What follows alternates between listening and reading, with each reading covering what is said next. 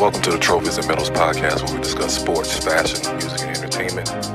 Where trophies are temporary and medals are forever. What side are you on?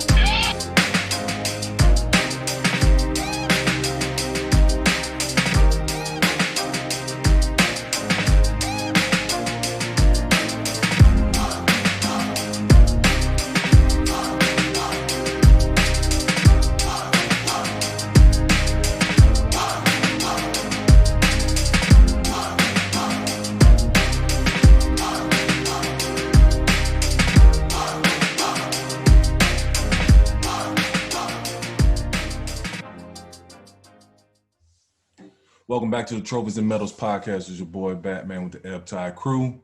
We got Tony Love and Ebb Tide King in the building. What's good, fellas? Oh, good. What y'all been listening to this week? I've been listening to Snow. I am in love with her. She is giving Kareem Bailey a run for her money right now. I didn't think it'd be another European chick would give her a run for her money, but I've been listening to her all weekend. That's what I'm about to ask. Does she count as the your love for the British R&B singers? So yeah, she European, so even though she's Sweden, she not that far from them, but yeah, she's doing the out. Yeah, those 2 albums that she has out. Shout out to Batman Manu, our DJ / text pepper. He DJ Moan. Oh, he did? Yeah, he had posted, and then I saw, he had posted 4 albums out that he been rocking to, and I saw hers, and I asked, man, who she is, and he said, oh yeah, man, peep her out. You gonna love her. I'm surprised you haven't heard of her. Me too. I heard on the radio here one day, and I went look up and found a couple of songs. That's how I got hit to it. It was I don't even know how in the world she kind of slipped through the cracks for me, my dang self. So I'm like, what have I been doing here? I've been stuck in nostalgia of the older stuff, especially R&B wise, and I really haven't been searching for new R&B stuff. So I will say that, but I am a little surprised. But I was like, but hey, it was a pleasant surprise, and I ain't listened to that both albums all day yesterday. That's all I did, was just jam out. Yeah, I like the one, like the song "Whoa" and with the video with Michael B. Jordan. Yeah. So I said that bastard. That nigga would be able to spot her ass. I'm like, nigga. Keep your hands to yourself, sir. Yeah, he out here doing too much, man. Like, I've been peeping him out, man. He been out here creeping a little bit, liking pictures of ducked off chicks that you don't be thinking he might even know about. Like, the cat Desi Banks that do all his little skits and stuff, I want to say. The one that plays his baby mama. Mm-hmm. Yeah, he around here liking her pictures. I was like, yo, nigga. That's very Kevin Durant-ish. Yeah.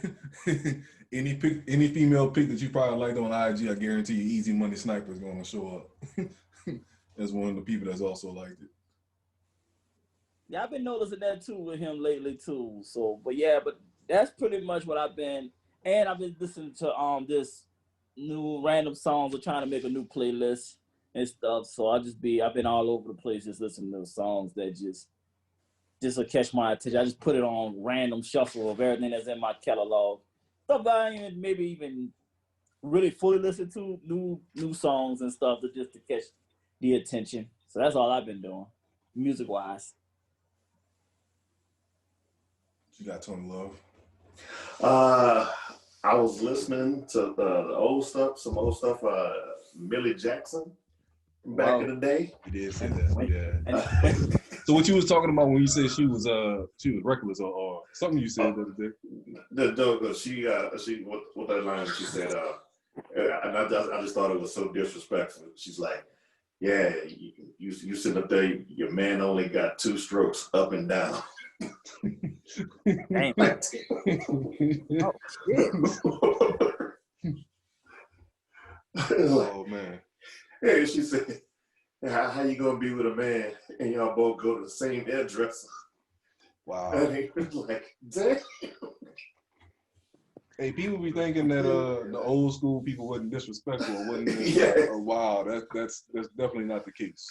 I mean, where you think we get it from? It's in the blood. So you know, like you said, it's just the fact of they more slick with their wordplay than we. You know, they wasn't nothing slick about that though. Yeah, yeah. That's Millie Jackson. I remember from Unsung, and I remember my dad had the album that I listened to. It was called "Feeling Bitchy," and so like, let me give this a listen. I'm like, what the fuck is this? But other things I was listening to, I like that song you posted from Andrew Janakos, and maybe listen to some Chris Stapleton and some Foo Fighters. Okay. All right. A little variety there. Yeah. I've been trying to listen to some of the newer Wayne, just to kind of, he got a few good songs here and there. But just thinking about how he progressed throughout his career. Like, he's been through many phases, and I think that's what's helping his longevity. Because a lot of these young cats still, you know, some of our older crew, we not gonna, I guess, gravitate to the newer Wayne per se, but we listen to the older shit. But he definitely has a whole crop of kids that still listen to his newer shit faithfully. So I was thinking out. Yeah, so I mean, he still got some hidden gems here and there. So just kind of peeping those out. I was going back listening to some Gladys Knight and Patti LaBelle shit. Just kind of catching up some songs that wasn't on the versus battle. What else I was listening to?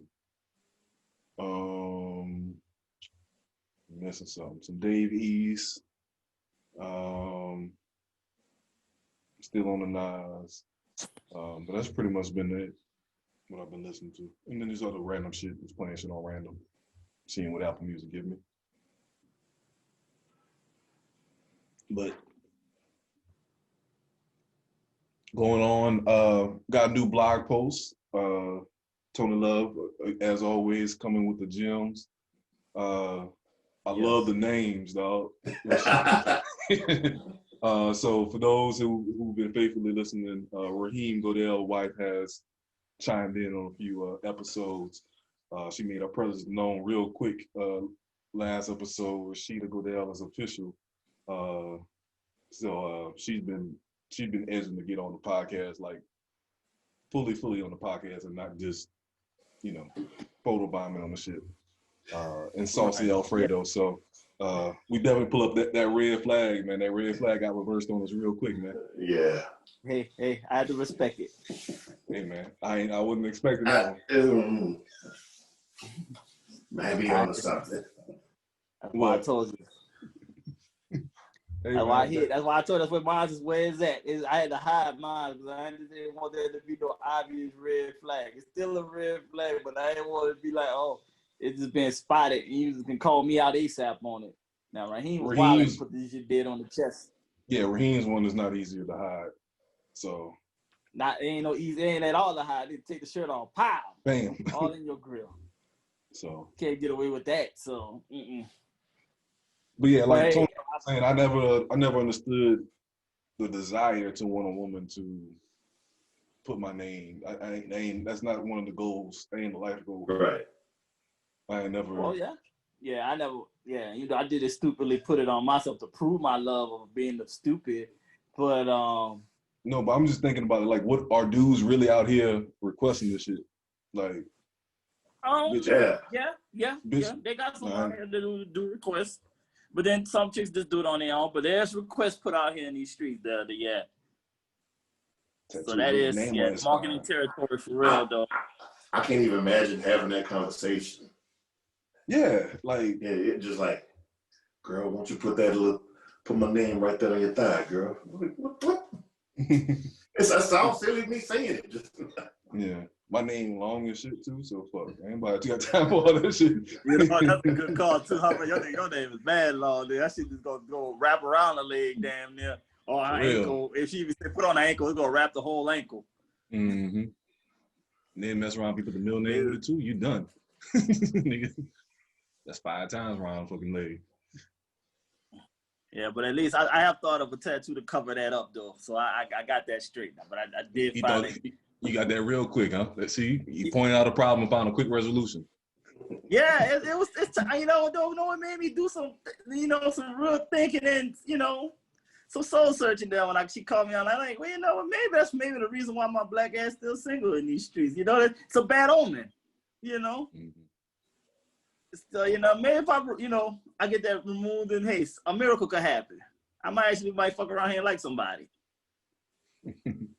But Use so that's a possibility. Yeah. Nah. Cause nah, dude. I just been thinking about it more and more. And I told you, yeah, Tony, I'm telling you, I don't like these kids, man. I ain't about this. I told you when I had to deal with my niece and stuff with her little photo shoot for her birthday, I ain't like that shit. And I was like, man, I'm tired of this. I've seen her enough. I don't even want no part of this. So, nah, man, I just ain't fought that kid life, man. So, I'm just in that awkward age, man. We in that awkward age, they too grown or they too little. I might have to just sit out. I gotta sit in the sidelines a little longer and just mind my business. Hey, that's the advantage of being an uncle, though. You can dip in and dip out as I don't even want to be the uncle. I don't even want to be the uncle. I don't just want no part of it.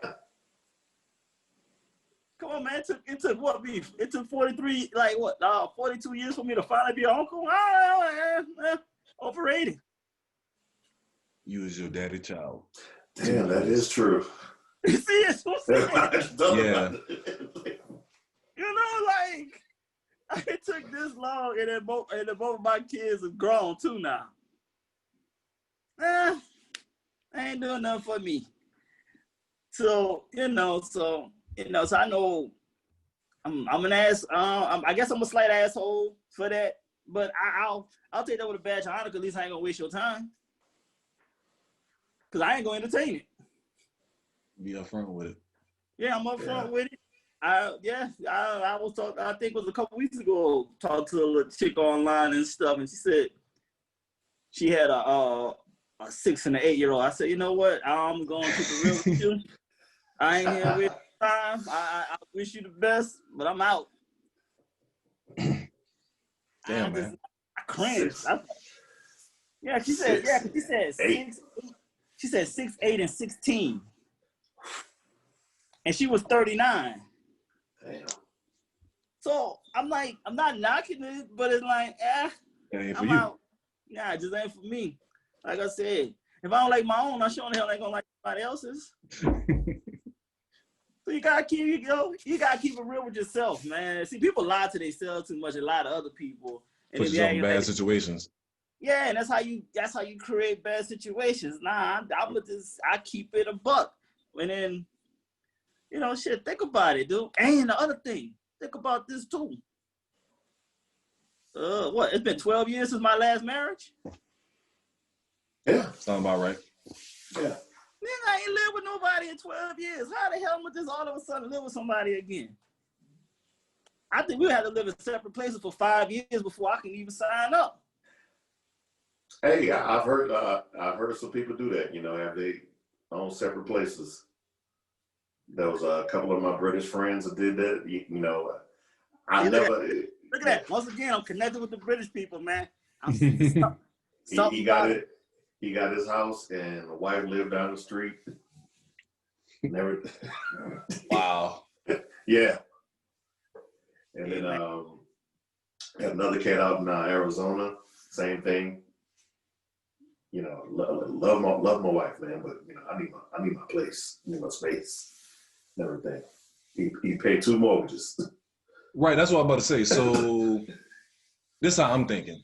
So instead of paying 2 mortgages, get you a bigger house to where you can have your own space. So when you need that moment, you can duck off. I've said the same things, and even that's too close.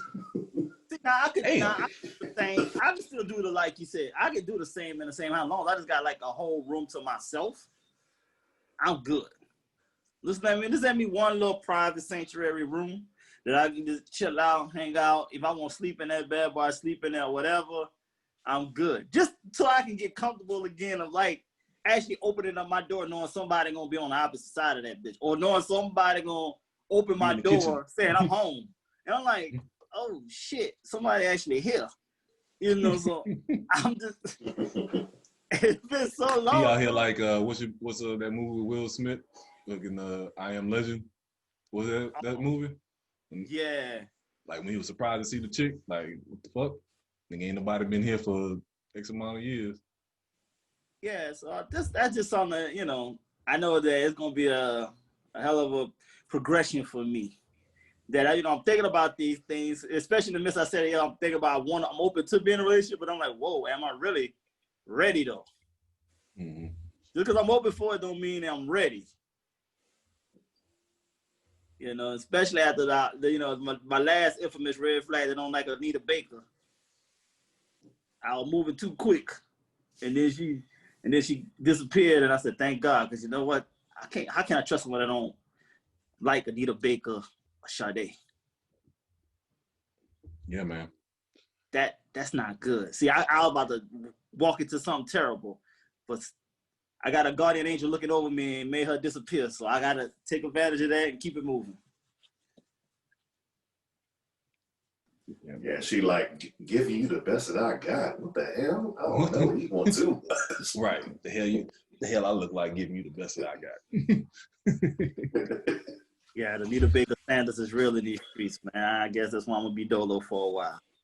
You need to get that on the t-shirt, man. You need to holler at my neighbor to make you put that on a shirt for you. That I got Anita Baker standards? Yeah. I think she can make that for you, man. You know what? That's a good call. I might have to put that out there to her. Mm-hmm. Give you the airtime discount, man. True. I still show love regardless, but I think I might have to go reach out to her and just say, yeah, print me Anita Baker. So, yeah, I have Anita Baker standards. Mm-hmm. That'll work. All right. Yeah. That's copyrighted. Does anybody try to steal my shit? Oh yeah, you gotta put that out in the air. So going on to sports. So I guess we're gonna start with this. This shit happened again. The Falcons. What? Like, I don't know. Like how? Like I after my game was over with and had my heart attack for the day. I just knew that game was done with. I'll tell you a quick story. Super Bowl 51, when they went up 28-3, I just sat back and I said, Falcons about to lose it. And I was at work, and my front desk manager at the time like, are we looking at the same game? I said, look, I know the Falcons. They're going to find a way to lose. Watch what happens here. And sure enough, today. I don't understand it. Like, they was, like, getting big chunk plays and everything. So I was like, oh, this, you know, I've seen the highlights coming through on the phone. So I'm like, okay, they got this in the wrap. So I'm like, I'm mad at the damn Cowboys. Like, how the hell y'all supposed to blow these people out? Give the ball to Zeke and do the damn thing. And so now Dak come out looking like a rose. Which I'm happy for. That's all I cared about was Dak got the win. I told you I want him to bankrupt the Cowboys. Yep. I need him to have a great season so that they gotta back up the truck beyond backing up the truck for him. Because I don't like the fact how they treated this man. And then even after he's around, he lost his brother the way he did, and they still ain't showing him no love. Mm-hmm. Yeah. And he talking about this is his, you know, childhood team growing up and all of this, and this how you get treated? Yeah. And trust me, he from Northwest Louisiana. They are Cowboys fans up there. Exactly. It ain't no Saints up there. They got Cowboy stores in both their malls in the Shreveport Bossier area. Yes, I know. Ain't no Saints fans out there. So he is a true Cowboys fan. So like I said, I was highly upset. I wanted the Falcons to lose. So I mean, from jump. So my cousin said that pretty much with the Falcons, you gotta fire everybody. Like everybody gotta go. You gotta go. Yeah. Like it's how I don't even know. It just doesn't make any sense. Like you can't let this shit keep happening over and over again. And you change personnel, you change coordinators, you do all these changes, and the same shit keep happening. The coach got to go. Like you can't have that stigma about yourself that you can't hold on to big leads with all these offensive weapons that you got, and continue to hold your job. And you're a defensive coordinator. Your defense supposed to be at least that point on point. Right. With that big of a lead on top of that. Yeah. But they said they were like deers caught in headlights when the onside kick came, though. Like, they said everybody just froze. Like, Yeah, I saw that. Why that's preparation. That's like, it's situational shit. Like I've heard other coaches say you have situational practices. You practice 2 minute drill. You practice, your prevent defense. You practice on, being prepared for onside kicks. You fourth and short, goal lines. You have all these situations you should prepare for. If you up big, you up multiple scores with a little bit of time, you got to be expecting an onside kick or something's going to be coming soon or not. But Falcons going Falcons. Yeah, pretty much. And the Saints fans on social media being petty as hell. I know we talked about y'all pettiness last week. Y'all doing what y'all doing. I haven't seen people offer Julio Jones to come over to the Saints, you know what I'm saying, stuff like that. Like, y'all just trash, come to the greatest team. It's y'all hilarious. And y'all don't trying to get y'all Suge Knight on, y'all tired of blowing leads and stuff like that. Throwing interceptions in the red zone. Yeah, come on over here. Come over here to who that land. Speaking of that, I've never seen a quarterback that's so allergic to the end zone. 20 yards in. I don't know, man. I don't know if y'all heard that commentator was saying how good of a quarterback and how underappreciated Matt Ryan is. Dude, I said, no, he is. He is who he is. He's garbage. What is you talking about? So I thought that comment, I was like, all right, yeah, you showing some favoritism like a mother. I don't know what you like about him, but trust me, all throughout the South, everybody know he's everybody know. So someone doesn't pay attention to the NFC South. Okay. Right, they just look at the stats. And like you said, he's numbers wise, yes, he's good. And I think he passed. When you get to that red zone, dude, like he said, he allergic. It's a build. I think ever since Tony Gonzalez left, that's when he went downhill as far as in the red zone. Because when you got what Tony was, 6'8", 6'7", something like that. Yeah, so he had that blanket to where he can just, when all else fails, throw it up to him. He's always a mismatch, and he has yet. Hooper was kind of that guy a little bit, but Tony is one of all-time greats. So I think that's ever since he lost him, it's been difficult. Hooper jumped ship anyway. Hooper said, "I'm out. I'm tired of this non-throwing ass bastard. I'm out." He went from one non-throwing bastard to another. Yeah, he's like, damn. I said, shit, I fucked up going here to Cleveland. Though. God damn.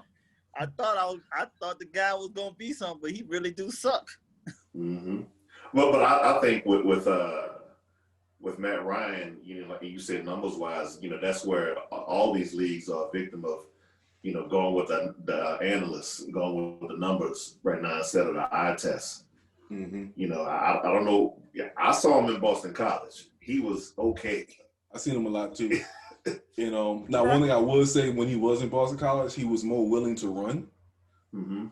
And I think there's so many opportunities where he has the lane to run to get 5 yards here, 7 yards here, and he refuses to take that. I know there's a risk of getting hit, and he has, fumbles situations a lot of times, but I think that would make it a lot easier on him instead of throwing 50 fucking times a game. NFL, different type of speed, man. When he was in that slow, I agree. But that slow ass, ACC, yes. ACC.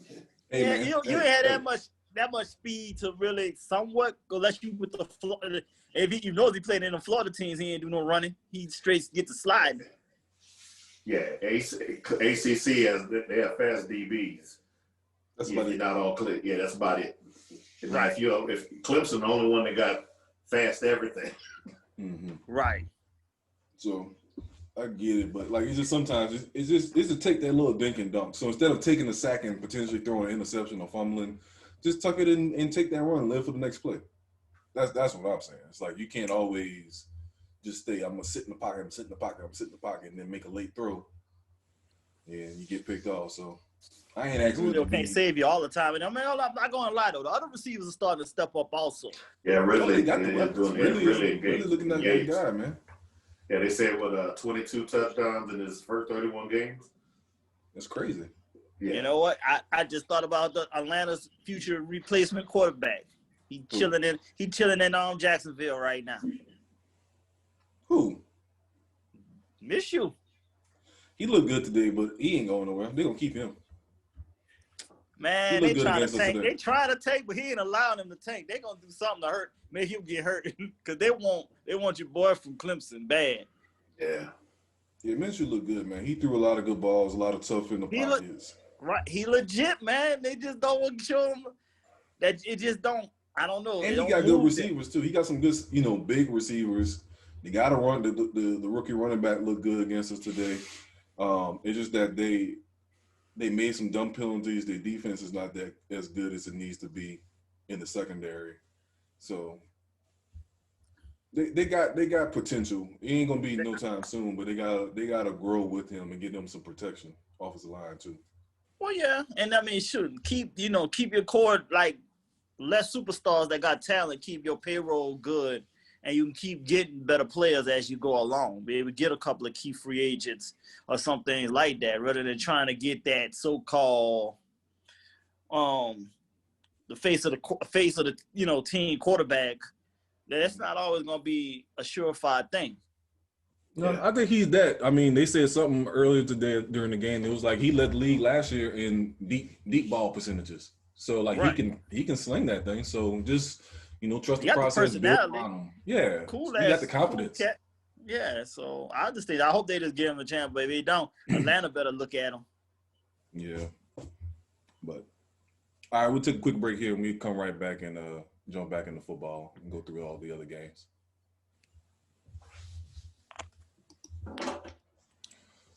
All right, continuing with the NFL games. So my Titans almost found a way to lose that game.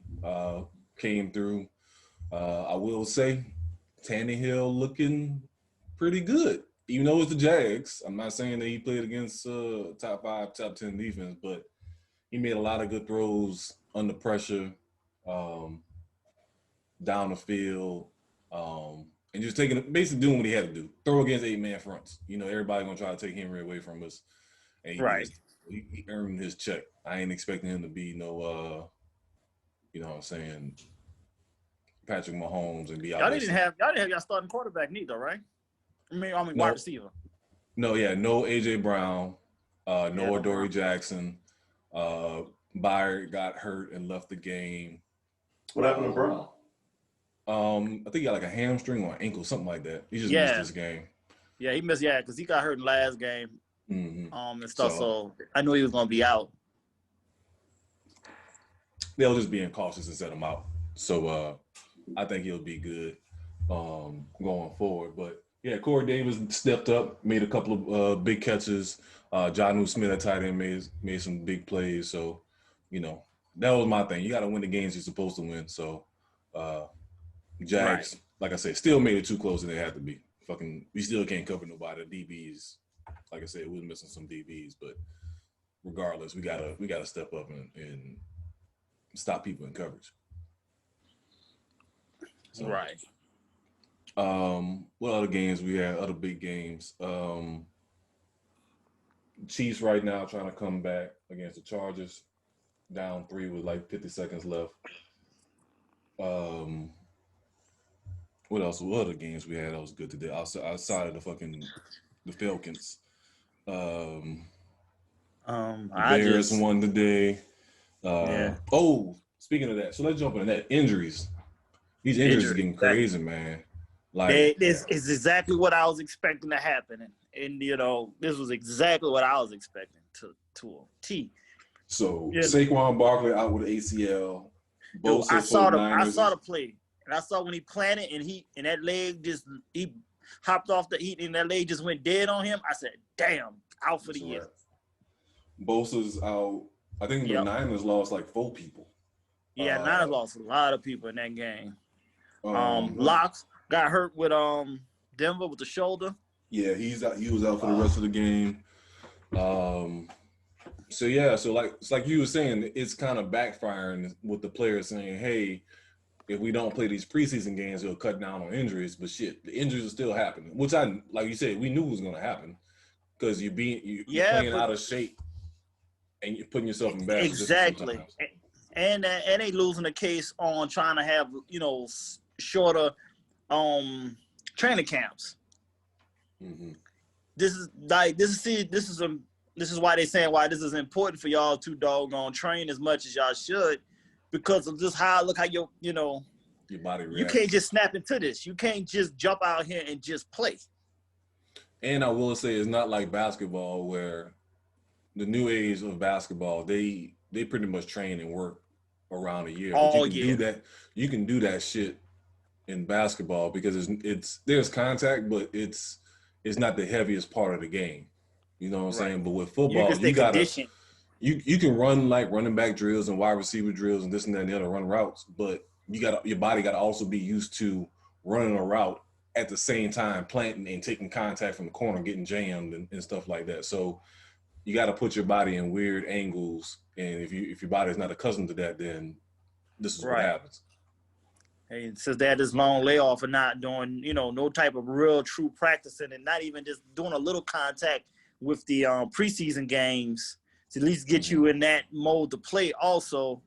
And, and then once again, too, and with Saquon is a new coach, new plays, so you're running different designs and everything.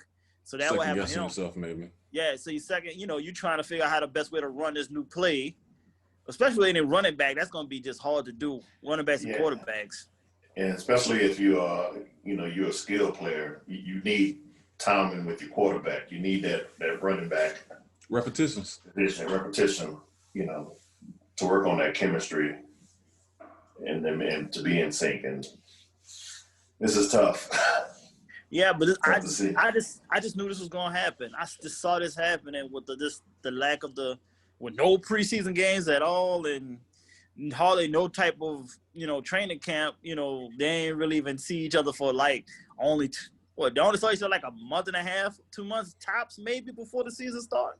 When no training OTAs. camp is no OTAs, no none of this stuff. So this shows you too how these players, even in basketball also, these athletes all of them don't love the game that much. So they're not doing all the things that they should do to stay in shape like they should. There's a different level of commitment as far as being great, as far as are you just working out and practicing only when the team mandates it, or are you doing it on your own? You know what I'm saying? So that's and majority of them are doing it when it's mandated. Yeah. So like, OTAs, the optional training is like so many players were opting out of that already, or they don't want to do drills in shorts and shirt. You know what I'm saying? Just anything that they can step out of doing the work. But I mean, I get it in certain cases where you may be an older player. Yes, that makes sense. But especially if you're in your first 3-4 years, you got to be constantly working and working and working. Right. But I'm curious to see, though, too, if how many more players get hurt. Could this turn into like a class action suit? Because of the fact that, yes. Yeah, like they could say like the league forced them to come out here and play, even though they know with the COVID and everything, they wasn't allowed to properly be prepared to play. I think it takes the right person to become hurt for that to have a chance. Right, I know. Yeah, I know they'll have to take like a serious player and like I said, several more injuries, 2 star players for them to see that. But I'm saying, I just wouldn't be surprised if somebody would try to sue because of this also, for trying to, like, these owners are trying to force the issues to make $1. And then all of a sudden, especially with the NFL, because of the fact that now you hurt, now that messes up your money. Like Saquon money messed up now. Yeah, because I'm pretty sure we're going to negotiate a contract before this year was going to be over with. Yeah. Exactly. This was contract year for him. They're going to get his extension and everything like that. Now this has happened to him. Now they're going to use it as an excuse now to lowball him to where he was easily going to surpass what McCaffrey was getting. Yeah. So this is another case why, you know, you can say players should sit out sometime. Yep.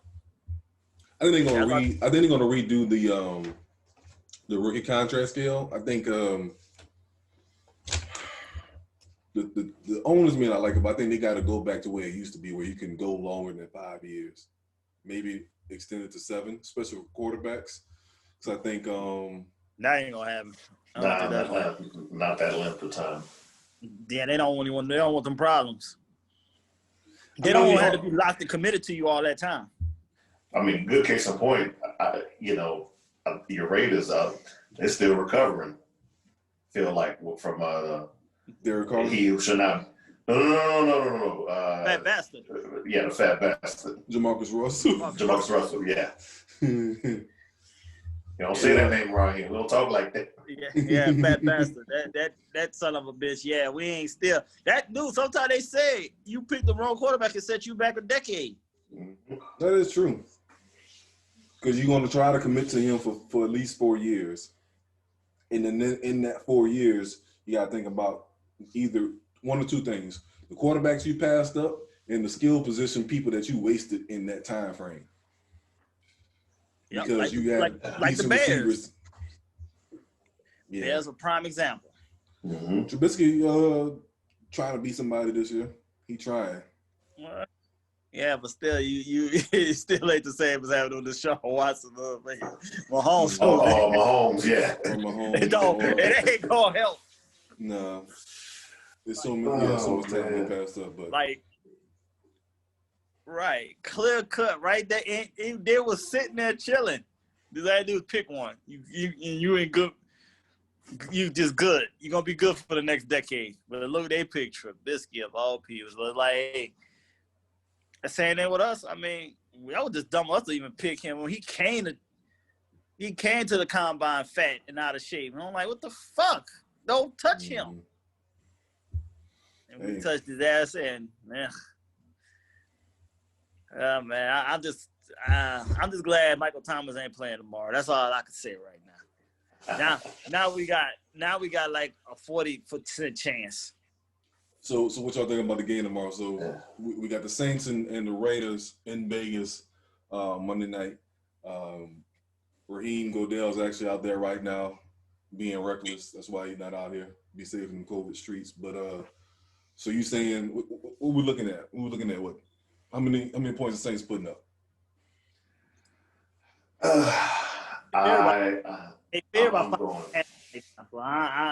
thought that was highly. Yeah. I thought it's kind of low. Well, they give you. What they said they give you 3 points when you're at home. So 5.5 sound about right. Because normally it'd probably be 8.5 if it was in New Orleans. I'm saying high 30s. High 30s? Yeah, high 30s. 30. And Raiders put up some trash points at the end. Y'all gotta run that ball, man. Y'all gotta run the ball. Y'all gotta run the ball. Get that ball out of Bree's hands. That's y'all. That's gotta be y'all goal. Yeah, but the Saints run defense. Right, they got a good run. We gotta unfortunately throw the ball, so that's the problem. So I don't know. Like I know the last time we played y'all in New Orleans and we pulled that off. Yeah, two-point conversion at the end.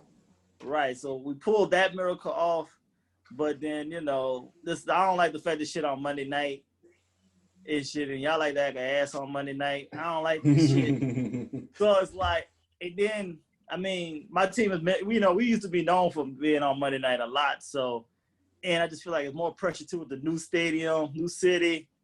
I just don't trust fucking Carr. Right.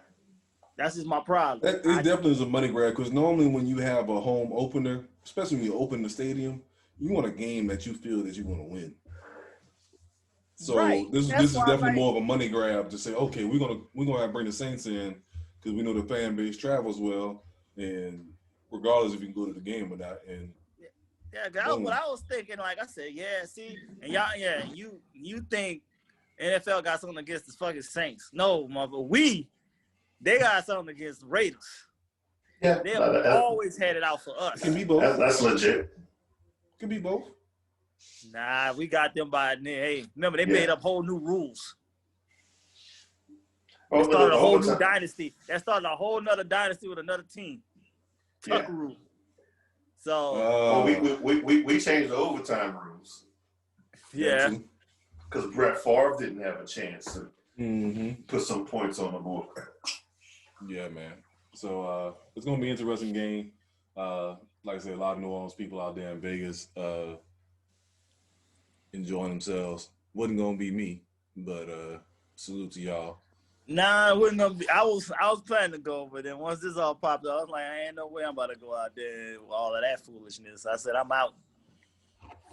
I definitely wanted to go, but I'm like, it's not that serious. So I saw a post the other day, and I think it may not be true anymore because the Chargers pulled a last-second move where this week was going to be like a record for most starting black quarterbacks head-to-head. I think it was like 5 games. But Tyrod Taylor got hurt in warm-ups. Right. Yeah, it's going to be 10 quarterbacks. Yeah, it would have been 10 black quarterbacks in 5 games. You say he got hurt in warm-ups? Yeah. I don't know about that, but it was saying it was a pre-existing injury, and he tweaked it, and Herbert came in and threw for 300+ yards, so I think he got the job going forward. Tyrod Taylor again. Damn. Screwed off his starting position.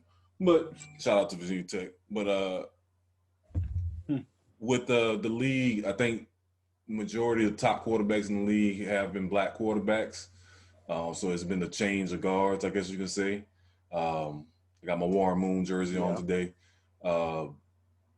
What do y'all think this is going to last as far as black quarterbacks, the mobile quarterback? Not just black, but just like your boy in Buffalo, Josh Allen. He truck sticks. Man, Josh Allen falling out. That was a man move right there. Man, that's the man. That was against a man. Yes. Kyle Van Noy. Yeah, Kyle Van Noy is a man. And he shoved it through the ground. He grabbed him by his chest plate and just slammed him. I was like, God damn. If you look at that clip one more time, you see Kyle Van Noy looking back and like, what the what the fuck just happened? That's the quarterback? You gotta make sure that wasn't an offensive lineman that caught him slipping or something. He's like, wait, well that he had to look at the jersey again and make sure he saw the number right. Like I know this bitch ain't say 17. But now I do like Josh Allen a lot too. Yeah, 6'5", big arms. I said it before. He's the white version of Cam Newton. Yep. So he's definitely doing this thing. But yeah, I think it's been a change of hearts in the NFL. I think the NFL used to frown upon those college so-called gimmicky quarterbacks, and now they're being successful in the league. So Kyler Murray, Lamar, Patrick Mahomes, Deshaun, all of the above. Yeah. Well, majority of them have the same makeup of cap. Yeah. Which is the thing. They kicked him, they kicked him out of the league, and they were saying he didn't have it, but then what they do, they start getting more players that was like him. Players of that build. And that goes back to no, go ahead. I was gonna say, just like Mahomes and Watson, though, they're more actual legit pocket quarterbacks, even though Watson has escapabilities that's just freaking unreal. Like, the shit don't make no sense. When you think he about to go down, he doesn't go down, and then he'll fling that bad boy 30-something yards with ease. It's just like, it is amazing. But then, like you said, then you got the Kyler Murrays and Lamar. They're more agile. But we don't talk about Russell, though. Yeah, Russell keeps getting overlooked, and he's out here putting ridiculous numbers up for a career. Right. Yeah. And don't never get any MVP votes and shit, which I don't understand what the hell that's about. Because his team, like somebody said, like, think about it, like what good or great wide receiver has he had for like a long period of time? Like his best receiver has been like Doug Baldwin, and True. Golden Tate he had a run. Percy Harvin, kind kind of count him as a running back / receiver. But yeah, it's just been, you got to think about like over the years, like how many quarterbacks have been converted, whether it's been in the college level or the NFL level, been converted to running back or wide receiver, and how dynamic they could have been if they could have stayed in that position. True. So, but the size, then they were trying to complain about the quarterback, their size and someone too small, until the Drew Brees thing now kind of like you don't, and Russell, like now you don't really frown upon that as much. Even though your boy Baker is like, that shit ain't working for him. Yeah, it's not gonna work for everybody. And the same, the same thing. Like, just because you 6'5", 250, don't mean you're gonna be a good quarterback. Hence, Marcus Russell, probably was closer to 280. But he came in. He was 282. Exactly. Yeah. I'm about to say, he's gonna say some 300, nigga. That fat bastard. Yeah, his name is Fat Bastard. We don't say his name. We don't say his name. Fat bastard. And I told you, he started the whole Alabama theory. Fat bastard. I'm gonna send you a clip of that. Who's that? Keith Morrison talking about him. You send that shit to Batman. I don't want to see that shit again. I seen it. It's devastating here. Yeah, sometimes you got, like you said, you got to do the eye test, man, and stop just going on measurables and analytics. If somebody can produce, sense pressure, whatever, you got to go with that instead of just saying, well, and also, like you said, the competition level too. You can't just say, it's one thing to play in the SEC versus the ACC. If you scrambling in the SEC and getting away as a quarterback, that's saying something. With Joe Burrow, versus, like we said earlier, with Matt Ryan in the ACC, run away from that type of speed. So it's Andy, are you looking a little different at Joe Burrow a little bit now? Are you still gonna just let him as he ain't gonna do nothing in Cincy? Oh, I love Joe Burrow. I'm on board. I thought you said he wasn't gonna do nothing in Cincy though.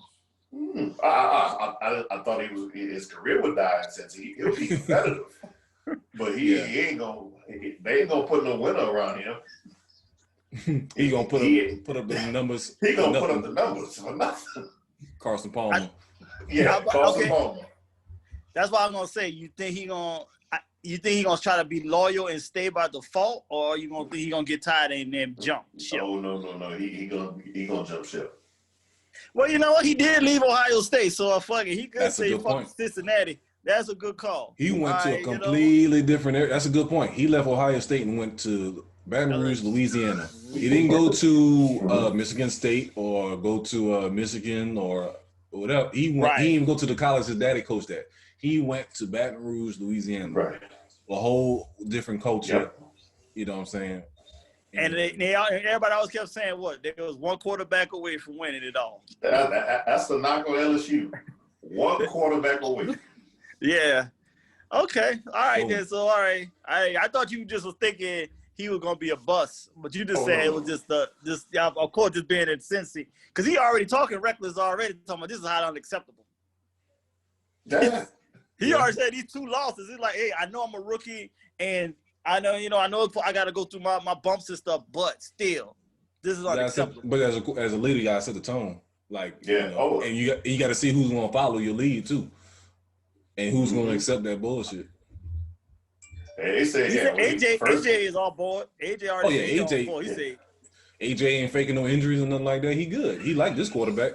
Exactly. He had to get rid of that last one. They said first practice at LSU, he picked a fight with the D-line. Got set the tone. He set the tone. Hey, we ain't gonna do this all day. Mm-hmm. Okay, then. All right. My boy beat you. Don't be in your feelings. Go to the next play. Okay, then. I was just making sure. All right. Yeah. So all right. So we know Joe. At the end of the day, we know Joe ain't gonna finish his career in Cincy. No. All right then. Cool. Yeah, I can't wait. If next time, if he's still with Cincinnati and they come to the Saints, I would like to go at that game, see how they cheer for him. Oh, they gonna cheer hard for him. They gonna show him love for sure. They're gonna show him love in the beginning, and then at the game. At the end of the day, they still want him to take that L though, but they gonna show him love. And then on the hit other thing too, if he jumps ship and come to the Saints, oh no, that would be some foul shit. that would be. You know what? Because you know what? If you keep crab legs, you keep crab legs until that time comes. Keep them about 2 years, 3 years. Yeah. Mm-hmm. That's possible. Hey, bring another chip back to Louisiana. Huh. Do it again. We gotta take a minute to know that one. Yeah, we want to keep that. Yeah, we want to keep that one in the. Tony Love predictions. Yeah, exactly. So that's a good one.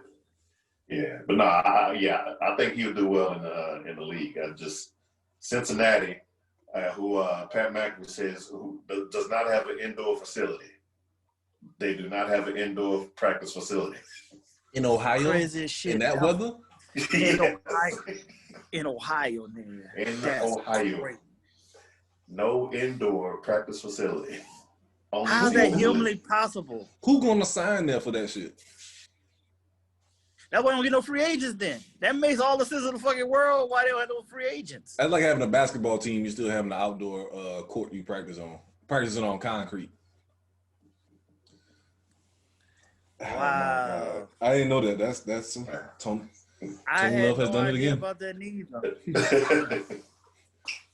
No, No calf I didn't. I just think that was uncommon. That just didn't dawn on me. Like I'm thinking, yo, you insisted. I thought that was like one. I thought that was like every football team. Cause I know in high school for us, and I used to always say that like the basketball team didn't mean shit, but the football team when the field was too bad, guess what they did? They kicked us out of practice and let them play because it was playoff time usually around that time, and let them practice on the basketball court. You know what I'm saying? So they can get their reps in. So how you in Ohio in the snow, in the rain, in the cold, with no indoor facility? Dude, All right. This Tampa, Miami, they sunny all year round. They got indoor New Orleans. because they don't want the heat. New Orleans, yeah, New Orleans. New Orleans, like Arizona. I mean, I'm pretty sure maybe. Are they the only one? I'm pretty sure somebody else got to have. The only team that does not have an indoor practice facility. You know the Cowboys had the indoor and outdoor. Right. Out in Valley Ranch, so they said, if it was raining, they'll play indoors. They'll practice indoors, and if it wasn't raining, they was outside. Practicing. They had the option. I just said they ain't got no option. What the fuck? How in the world you having practice in November and December in the heart of the winter? But I want to say that in today's time, it's messed up. Because those northern teams didn't have that. Didn't think of that then. I remember who's that? The wide receiver Lofton, who used to play for the Bills. Right. Mm-hmm. Said they didn't have one when they back in their heyday. So that's no. I mean, the money wasn't what it was like it is now. Right. So I get that back then, but like you said, Buffalo. That was. Know what? You're right. Because that was late '80s, early '90s. Yeah. And Jerry Jones bought the Cowboys for like $125 million or something at that time. So okay, I can understand that now. Back then I can understand. Back then, yeah. But now it's unacceptable. Highly unacceptable. Highly unacceptable because they got colleges and high school teams with indoor facilities. Mm-hmm. Exactly. Oh my God, Bengals. Some middle schools. Right, especially in Texas, yeah. Texas and Florida. Yeah, and Georgia. And some spots probably in Georgia. But definitely in Texas, sure. That's just the 6th grade workout room. The 6th grade workout room. Yeah. I went to Houston to visit my people out there, and at the time, 2 of them was in high school in Kingwood. So they bring me through. We passed by the gym. I was like, damn, it's a fire gym. Oh, that's our practice gym. this is our real gym. Like that bitch fucking, you know what I'm saying, ACC Duke worthy type shit. You know what I'm saying? Like, god damn. Like, so this facility where it got 3 courts, breakaway rims, because we didn't even have breakaway rims when I graduated from high school. That's how trash my school was. But they got all this, and it's like, oh, that's just the practice. That's what we practice at. This is the real shit. They brought me to the real shit. I'm like, man, this is fucking ridiculous. That's that Texas money, man. Yeah. The no indoor practice facility. Wow. And a franchise that's worth damn near $1 billion. Right. But that's probably why they could be worth $1 billion, because they're cheap. They don't pay free agents. They don't, you know what I'm saying? The coaching staff, like, they hold on to a coach that's mediocre for forever. Yeah. And they, as long as he like the owner, we know how the owner rolls. As long as he stay in the black, he's good money. That's all that matters. Care about anything else. And I get it. He's the only true owner that's like that. Right. In the league. Everybody got their motives. Some people like to have big names. Some people want to win. Some people want to, like you said, it's all about the bottom line. But that alone, I think, is just disrespectful to the players, just based on the weather that they have up there. But I wish for these owners that I wish that these leagues put in a clause where you got to at least be competitive, or we'll take this from you. You can't. Now, don't just sit up here and take the tax write-off and collect the check and pad your pockets. I mean, that's all fun and game. This is a business. I get that, but you know, this is the NFL. This is the league. Put a competitive product out there. Yeah, kind of how the Clippers used to be. How the Knicks are. I mean, but how do you? Right. So let me tell you this: how do you hold them accountable? So like a team could say, "Well, I had so and so get hurt, or this draft pick didn't pan out, so this is why we're not being successful." Key factor: they practice facilities. If you don't got a more updated practice facility, it's letting you off the rip, letting you know you're not trying to be competitive, because you're not putting your players in a good, in a good environment to compete. Right. You already, their morale has already been killed. As soon as they come, like, here we go out of here, we got to fucking practice in this goddamn cold. We already got to play in the cold. I mean, it's sounding bougie and stuff now, but when you know other teams are doing the same thing. And they're in better situations than where you at. And like you said, you never hear free agents going to Cincinnati. Yeah. I will say this, though. Getting hit in the cold is a different level. That's something you got to get used to. That's a business decision. Yeah. Them pads hurt like hell in cold weather. I mean, because I remember, I forget the lineman, how the horror stories that they used to go through back in the day. When he said when he played for the Cardinals, they gave you your uniform and your practice gear. If you needed extra stuff, you had to pay for that. You had to pay your team that's paying you to get that extra gear. Yeah, for additional gear. And that had to be taken out your check. Damn, that's some. The NFL is something else. They'll come a long way, but then they still got like a long way to go too at the same time. So I mean, that make a lot of sense. You know what I'm saying? If you probably, people getting concussions and shit, because if you ain't getting the best quality helmet if they telling you got to buy extra pads, and because like you would think like every quarterback should have. You know how some quarterbacks when they got hurt they had the little flak jacket type shit to protect their ribs and their back. Like why every quarterback didn't have that shit back then? Like that's now that you said it, it makes sense if they were being cheap. It's just like, but you would think that that's a key part of your offense.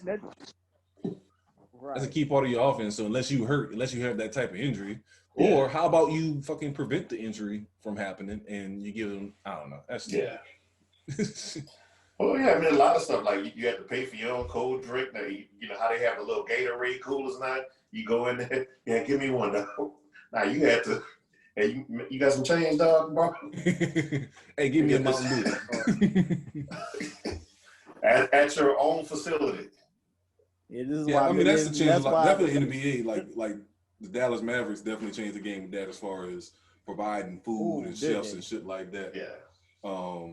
So I know the NBA is ahead of the curve on that. The NFL I know some teams do the meals and shit like that, but the NBA, like, they got cats coming after hours and getting their meals from the chef and shit. Well, the first NFL team to really do that was San Francisco, because I think the stat on them in the mid '90s, they had the longest road winning streak, because the whole plane was first class.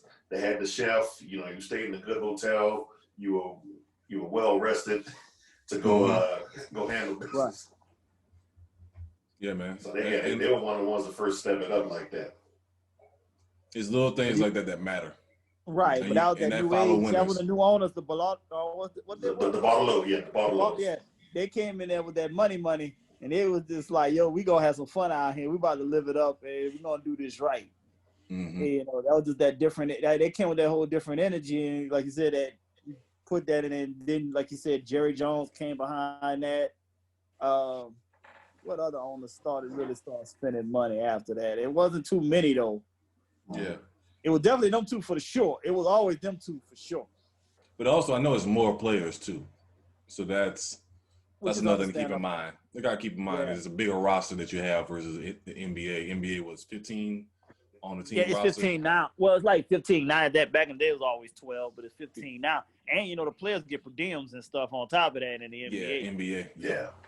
You ain't getting no per diems in no NFL. And then 53, you ain't getting no 53 players with no per diem. I heard some teams get per diem to the stars. Okay. Mm-hmm. So in the NBA, they had like you said, the veterans would, give that shit to their rookies because they know the rookies ain't making no money. Right. Show them a little love. Let them order food on they. Who was doing that? Who Gilbert Arenas? Was it that Gilbert Arenas doing that shit? Yeah, he took that shit to a whole nother level. Like the true asshole he is. That nigga, I think he was taking advantage of Larry Hughes. Larry Hughes that shit. Larry had to go run up on him. It was about to fuck him up because that nigga was charging every room for everything. And they was order the same shit every time and just say, "Oh, charge it to Larry Hughes' room and send it to my room." That's some G shit though. Yeah, once he right. That's all it took him one time to figure that out. He said, "Oh, it's on now." Mm-hmm. All right, we'll take a quick break. We'll come back into the NBA and get into the NBA playoffs. Right. All right, switching over to the NBA. We in the conference finals. We start in the East. The Heat are up 2-1. Boston won Game 3 by, they had an argument per se, so-called argument at the end of Game 2, where the accused guy was Marcus Smart going off, no surprise, but they responded and won Game 3. Do you think they can come back and win the series, or is it a lock for the Heat? Oh no, it's still open. It's just all about what happens in. I will say if they lose, Game 4, then yeah, it's over. But of course, it's still they got a good chance, especially with Actually, it seemed like they played better when Hayward was there. Yeah, another ball handler. Right, and actually keep the ball out of Jaylen Brown's hands coming up the court. Because it seems like his decision-making skills is not the best when he's bringing up the ball. And I'm thinking that's what him and Marcus Smart got into it about. It's his costly turnovers that he would make. Mm-hmm. I mean, he's not a point guard, so I kind of get it. But like you said, when it's good to have Gordon Hayward to go to in that second unit to handle the ball. Right. And pure with it. What about Kemba Walker? I really haven't watched the series, but I heard he ain't playing too good. He had a good Game 3, but he's not they giving him the spot up jumpers and he's not knocking them down. And I still think he hurt. And I think he's still hurt too though. I mean, he didn't look hurt Game 3. I mean, he was going to the hole and driving and slashing and shit, but yeah. But like you said, I think Jaylen Brown's playing good, but like with certain people, you got to limit their number of dribbles. It's one thing for them to bring it down and make the decision on who the pass should go to versus them catching it on the wing and attacking, and that's what he's good at. Right. And I think because of the lack of guards that they have, when Gordon Hayward went down. You gotta depend on that when Kimba leaves the game to have Jalen or Jason Tatum handle the ball. So Gordon Hayward came in, he ain't making no big, he ain't gonna hit you with 30 points or shit, but he's gonna be, make smart plays. Right. And I think that's what helped them out to keep them in control doing this right now, with the fact he just kept everything more controlled and put everybody in the right positions.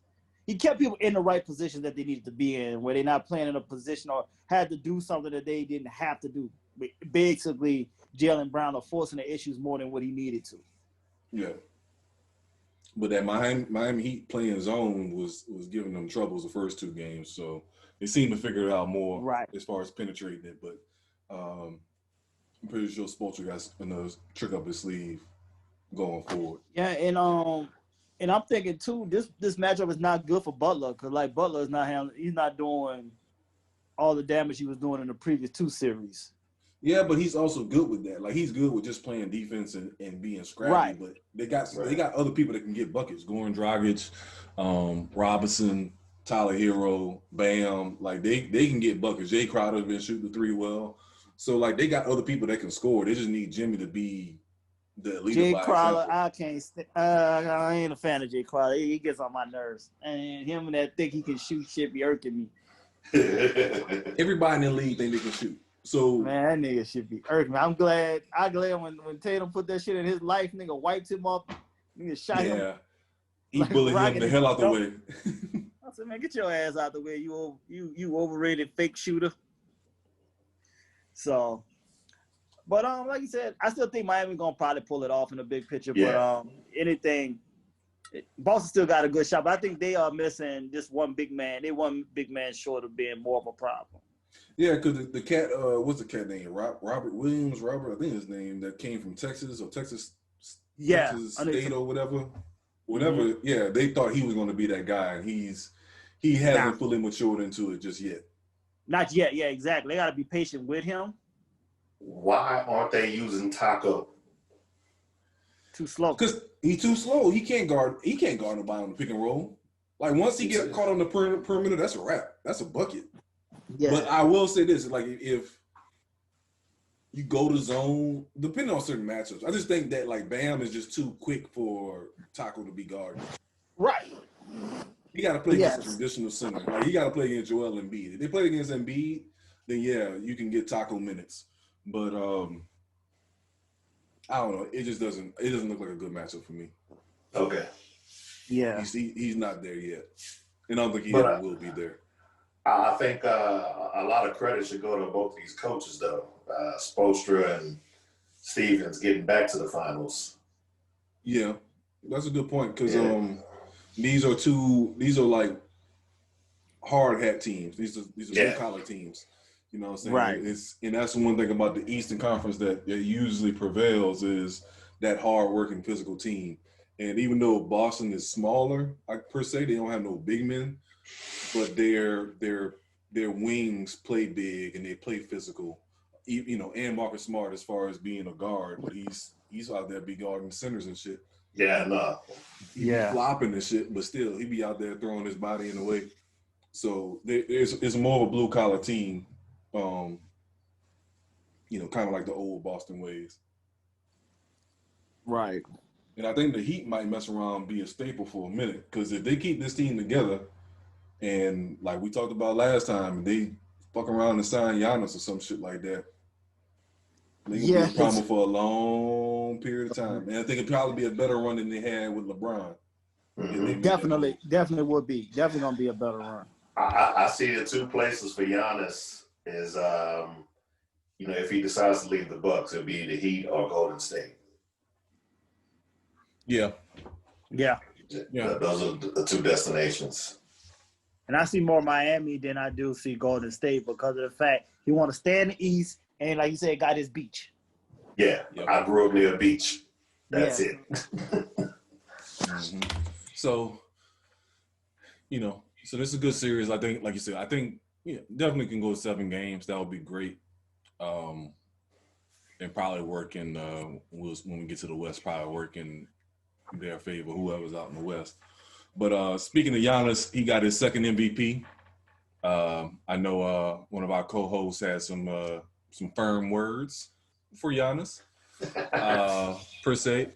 You know, even though he lost out in the playoffs. Do you think that it's like this MVP is tarnished, per se? Kind of like what Dirk's was, being that he lost early in the playoffs?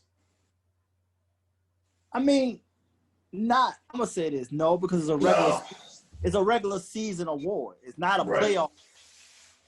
So, you're not basing this off of what a person did in the playoffs. If that was the case, then, that's why, they'll have a playoff MVP type thing. So it's not, he was putting up the numbers again during the regular season and everything. LeBron just didn't get, LeBron was getting hot towards the end before everything got shut down.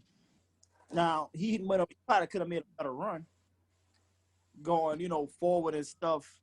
But, it's it was fine. I ain't tarnished or nothing like that. Nah, they were the best team in the league. Yeah. Overall team in the league. So I think it was deserved.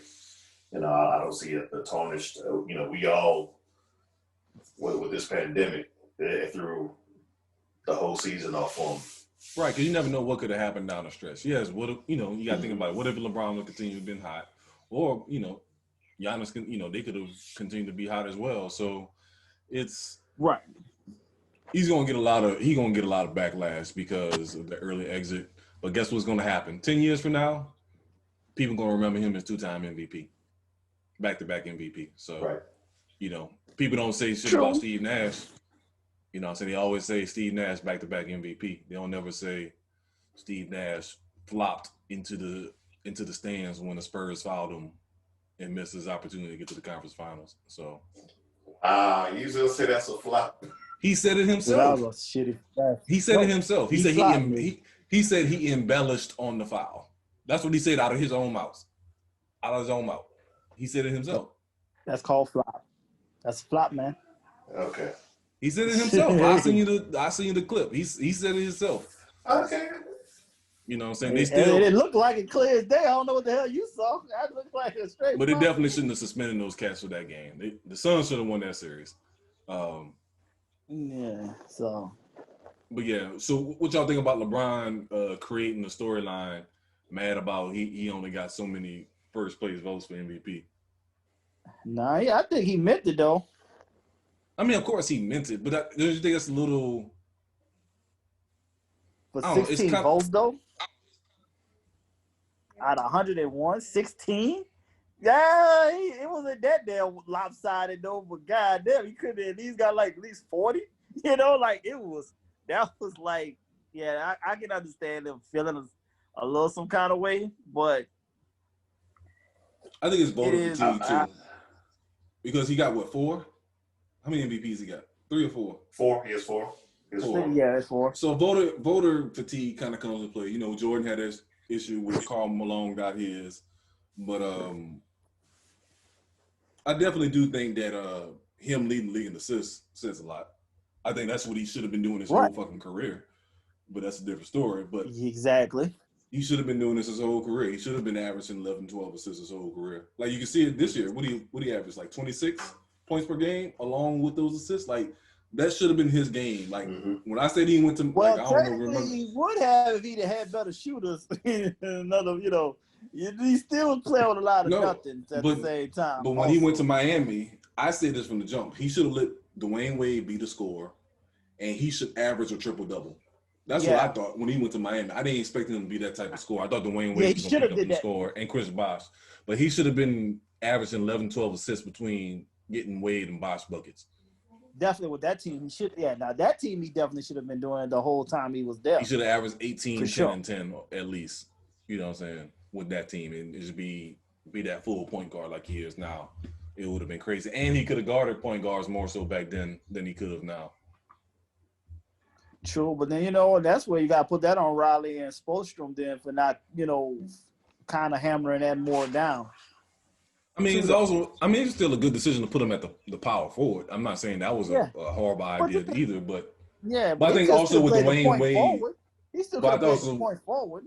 Dwayne Wade getting injured and just kind of breaking down, I think that might have swung shit around too. Right. And you know how LeBron is with the big threes. There's always the third man always gonna get out, is odd man out anyway. So it just never works that way. Like that's why with the Lakers right now, it's working with just him and Anthony Davis, and then everybody just playing their roles. You try to force a third player, they all gonna be the odd person out for some apparent reason. Mm-hmm. When it comes with LeBron and in that type of vibe, because he did it to Kevin Love up there in Cleveland. He wanted him there. And they didn't do nothing. And Chris Bosh too, so it just don't work out the way that they be wanting to work out. But I think with Chris Bosh though, he got to the Heat and fell in love with his jumper. Well, I don't think that was his desire. I think that was just the them pushing him to shoot more jumpers. Like I definitely think that it worked out to stretch it, like thinking about today's NBA. But I'm pretty sure if it was up to him, he would definitely have been catching it on the right block more and scoring the post like he was in Toronto. And Spoelstra just made a decision to be a more spaced out team. Especially he was like it. He was 50% and up. In Toronto from the post. So 25 per game. Yeah, it just he just sacrificed a lot going to that team. They told him to concentrate on defense and shoot threes. Because they're still trying to cater so much to Dwayne Wade, I think, in the bigger picture. And then with LeBron coming to and them two being like best friends and all of this, that definitely put Bosh in that odd man out scenario.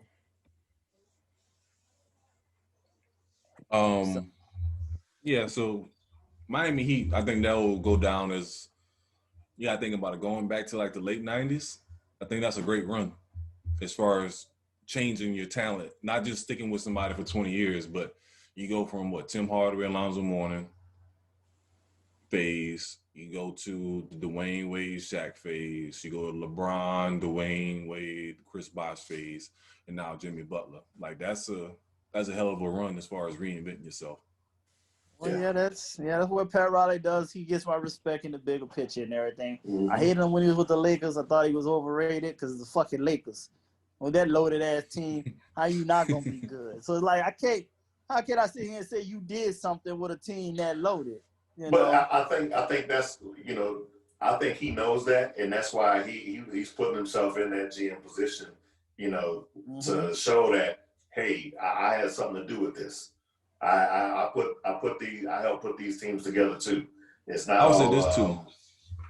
As far as him going from the Lakers to the Knicks, the Knicks is what gave him the respect. Yeah, he got. You got to respect it because he changed his whole style from being Showtime to being I'm gonna beat your ass.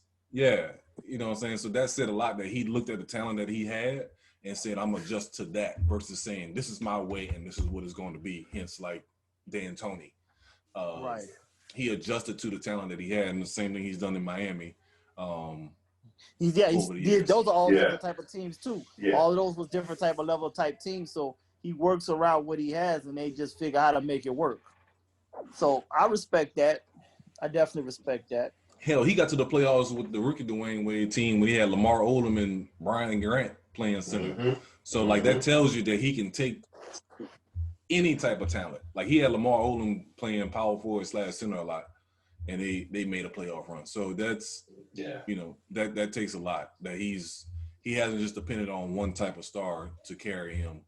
Beat the New Orleans Hornets in the first round. I remember that. I went to one of those games. I brought pops to that. Yeah, and Wade hit that game winner. And from that point on, he's been kicking ass since. So that's when he kind of became Flash and all of that stuff. The name came through. So let's bring this up because this is kind of funny. So former NBA player Ty Lawson is playing in the China League, and he has gotten banned. And I went and looked at the post. So basically, he was in a strip club. It looks like, and he made a comment online saying, basically Asian women got ass on the low, pretty much, and he's gotten banned for that. So if I'm not mistaken, don't Asia got like strict laws on porn and Yes. social? So I think people are getting confused thinking that he's getting kicked out the league for making comments about women, which still might be part of it. China has strict laws. Let's be clear. No, China. China. Yeah. My bad. So China. China So I think they're making it seem like it's only because a black man made a comment about a Chinese woman, but it's also it's just the pornographic laws that they have out there. Yes. So that's a cultural difference. Yeah, I think that's that just come from just not knowing no better. It wasn't like he was being disrespectful or anything like that. He would just call it like he see it, but he just didn't understand how. He didn't even think that was a tweet he did, so he ain't thinking it following his tweets like that or whatever. But the internet on a whole nother level with that level. Right? Yeah, I know it is, but I'm just saying he a nigga. He ain't thinking that they are following him. And he from the DMV too? Ain't he from Baltimore? Where he from? He from somewhere in the DMV. Yeah, I think he's DMV. Yeah, because he played AAU with Durant. Yeah, he from but that's what I'm saying. So his nigga tendencies is on 1,000. So he just speaking, and he had to learn the hard way. So I saw some people post on, comment on this post on Twitter talking about, they don't want a black man, interacting with their women, this and that and the other. Then I saw a woman post, well, they don't want black men to treat their women like they treat black women here. This is a whole, people just take, like we talked about Twitter earlier. You're on their territory. Tread lightly in these streets. It ain't like, you can't do that. I mean, that's just how they run their country. So you gotta respect how they run their country. So you can't come with that land of the bitch ass freeness that we got here over there.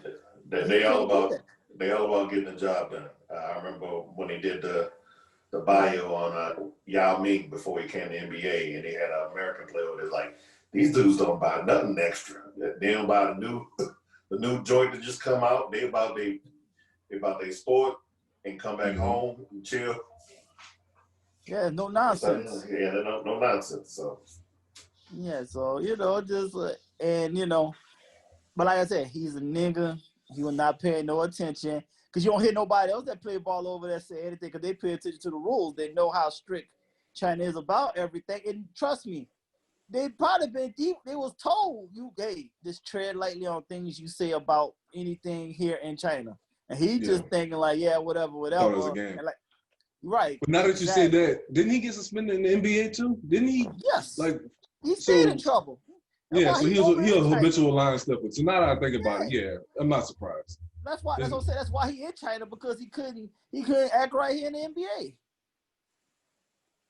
So he is who he is. I mean, he'll get another gig somewhere else. He can go to Europe or whatever. But he go. The money ain't gonna be the same. No, the money definitely ain't gonna be the same. That's for sure. But he just had to learn the hard way. You go play in Turkey or Australia or some shit. But that's where he should go. Right.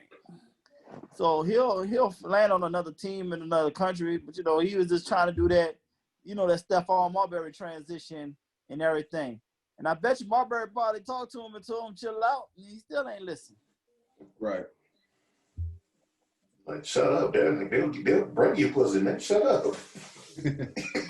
Right. That's what you see. They took him to a strip club to do this. And look, he still want to go speak on the shit. Like, no, dude, you can't speak on it. So, I don't feel sorry for him. That's for sure. 7 Ward Zoe. So he changed his sports agency. So his days are numbered. Being called 7 Ward Zoe. Yep. Hey, I'm cool with it. If he want to go, he can go. I don't care. Yeah. I ain't losing no sleep over that for sure anyway. I told you I want his little brother anyway. He is gone. I prefer his little brother anyway, so I'm good. Take that broke ass jump elsewhere. I'm not sold on the little brother. I need to see his mental, how his mentals will be in the league. I think he got more of a backbone than the other two brothers, though. He's not no pushover. Maybe. Yeah, I'll say Nah, that. he's gone. He's more competitive. Yeah. I think he's more competitive too than the other two.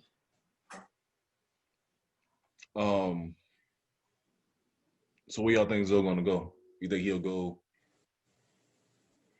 Like Detroit. you said, you gonna be a lifetime backup? Lifetime backup? He ain't gonna be on a winner again. He ain't gonna be on a contender. Yeah, because it's like this, like you said, I know at one time Washington wanted him. I know Chicago wanted him. So it's teams that still want him. So you can, like you said, you still can ship him anywhere else and probably still pull off a pretty decent player and a draft pick out of the deal if he wants out like that. So like I said, I have no problems. He can go. Right. But yeah, he's not going to a contender. No contender don't want him either anyway, honestly.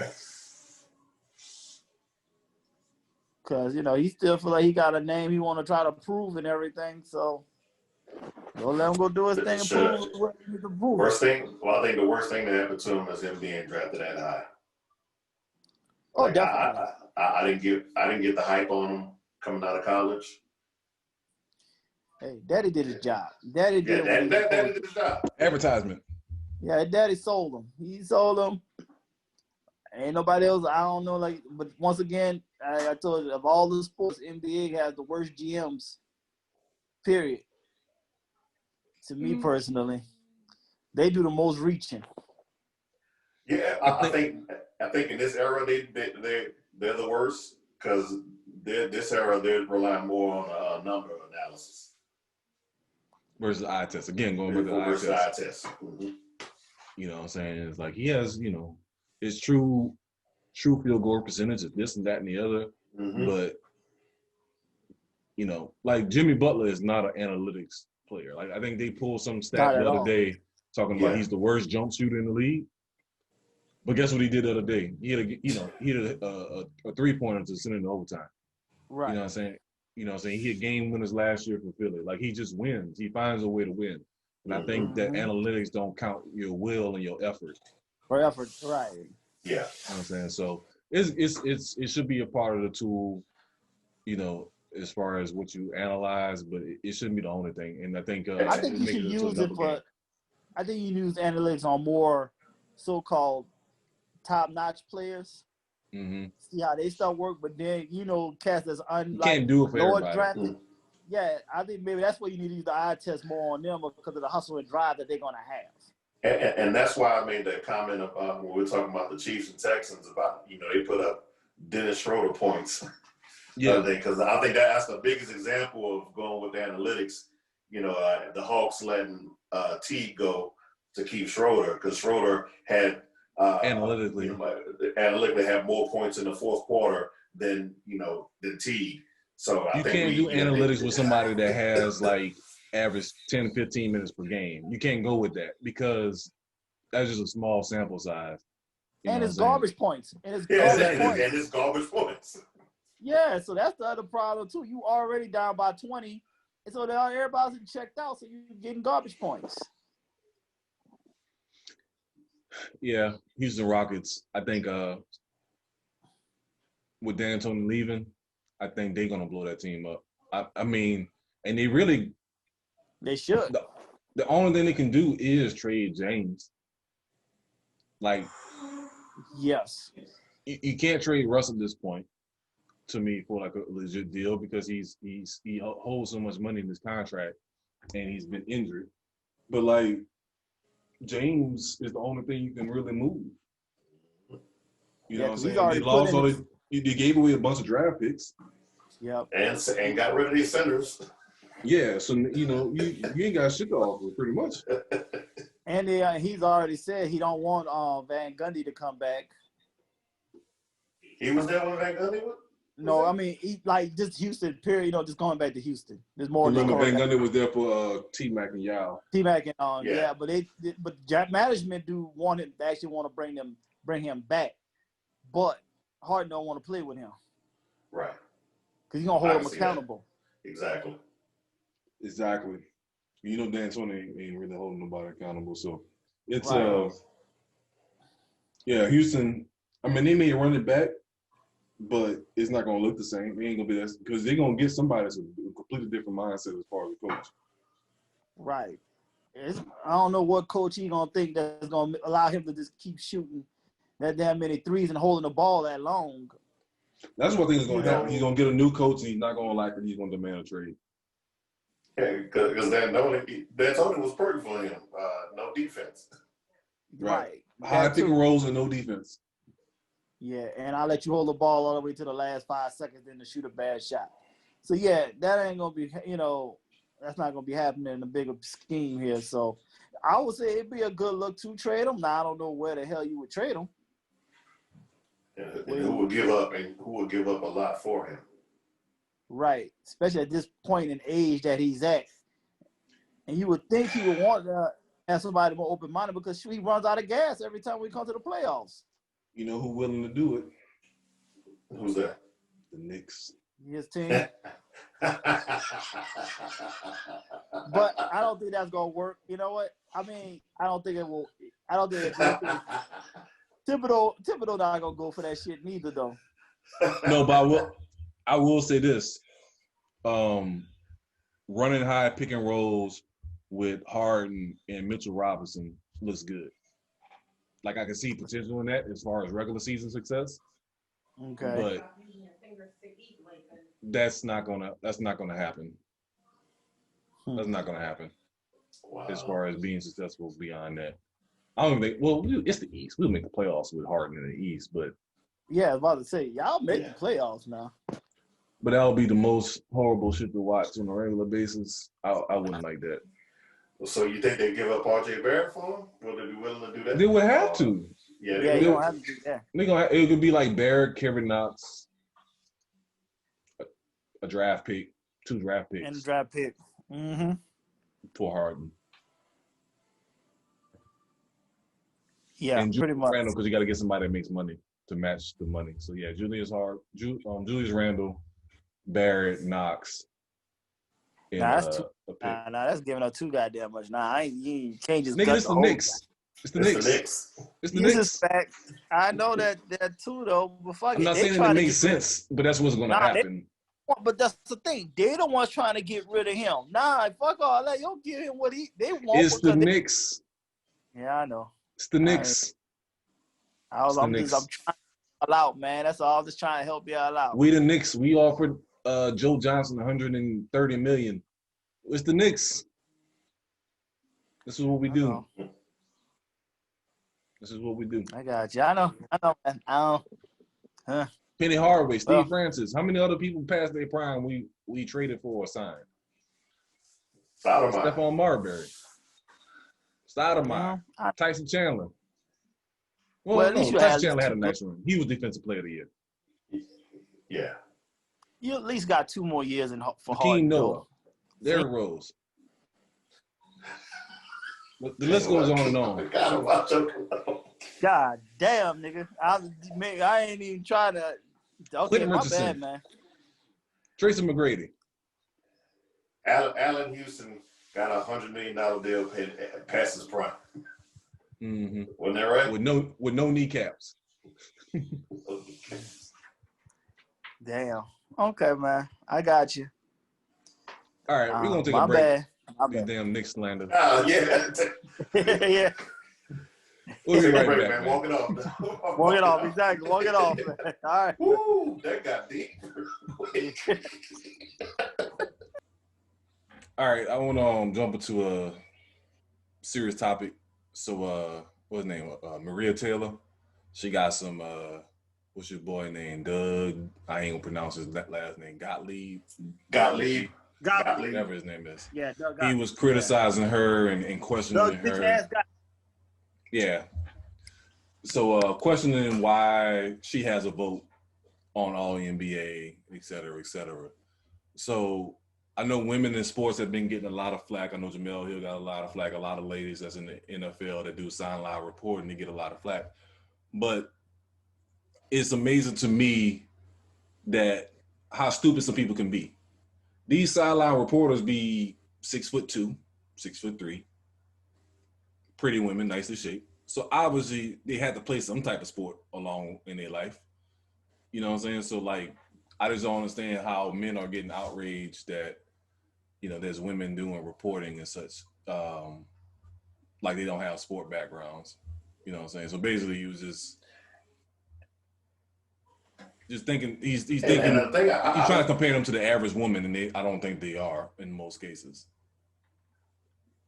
The thing I don't get about it too, you know, Gottlieb also played college ball at OK State, Right. And not knowing Maria Taylor's background, you know, basketball and volleyball. Right. You know, why even come out there? I mean, both of y'all. And she covers 3 different sports on top of that. Mm-hmm. So I don't even get it. Do you think the men feel threatened? Because of course the women, and we're guilty of this, the women gonna have the sex appeal factor. Well, yeah. So do you think the men feel threatened that they coming for their positions, or just men being men? Well, they being men because the fact, as you notice, is only like this. They're doing it because it's a black woman off the That rip. too. Now, Right.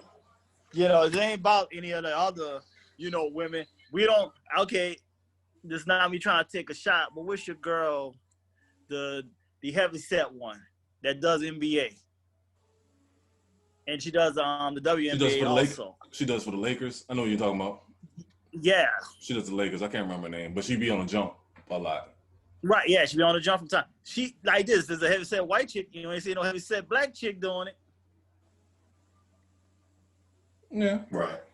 You know, and you know, then all of, like any of the black women that we do have, they are very beautiful. They gotta have a particular style and keep their way up. Even like, remember, they even fired a radio host in Chicago for talking about she had a soft porn outfit on or something, like, because she was showing sleeves, showing shoulders and stuff. Well, no, she had on a whole other jacket. That's why I didn't get. She did. He commented on her outfit for Monday Night Football, and she had on a leather jacket and some jeans. And I'm like, what's wrong with that? What adult award show you were watching, dog? Well, I think she took the jacket off at one point, and you know, it was like a little kind of halter top, and you saw her shoulders. That's all you saw was her shoulders, and he had outrage over that, and they fired him off of that. So they, you know, as always, they hold the black women to more of a higher standard than anybody else, and you know, like you said, they get a harder time. And if you notice, you know, you have more women as sideline reporters because, you know, you're not gonna sit up there and be rude to a woman and come with that bullshit with a woman and have the backlash from that. You know, because if it's a dude, you're going to bring, hey, don't fucking talk to me. I'm trying to get with my team. Fuck. Yeah. Right, because they know they're going to stop to talk to a woman. They're going to stop to talk to a woman. Shoot, last year was a perfect example of that when Jalen Hurst was like, after he won at Oklahoma, and he was about to take off, and Maria grabbed him. That dude stopped on a dime, boy. He's like, oh, shit, I got you. I'm here. Yeah. And, like, you know, a woman can do something like that to keep, you know, to pull you back in. No other guy gonna reach out to grab another guy, but she knew how to use her finesse. That's what I'm about to say. A woman gonna have a different type of approach, a softness to the approach, and they're more talkative naturally. So and like that's perfect for them. You gonna look like an asshole too, coming at a woman sideways than a guy, because guys won't talk reckless and say extra stupid shit. So now you already know and remember some shit they said. So now you might come with a different energy. Chris Everett. Yeah. But then at the same time, Doug, you should know about Maria off the rip. She bought that smoke. She bought that life, boy. She give everybody them clapbacks. Yeah, so she be waiting. She be itching for it. So you know, how can you say she has a vote when she do college football? She does NBA now, and then she just did Monday night because it was only she did the Monday night because they were doing a cross thing because they had her. They had the 2 games, so you had following. You gotta split it up somehow. Yeah, you had to split up. So they did the college, and then they did the college announcers, and they did the regular NFL. And see, this is why I tell y'all. I always tell you about these women with these big hands. Don't be. I tell y'all. Don't I tell you all the time? Hey man, she Don't be played funny. basketball. She's played basketball. I know she played basketball, but I don't mean you could step up to her any kind of way. Like I can see her slapping the shit out of somebody in person. Yeah, I see like, but hey, what's up, Maria? Remember on what is that? Next Friday when he dapped up Cat Williams and almost dislocated my shoulder.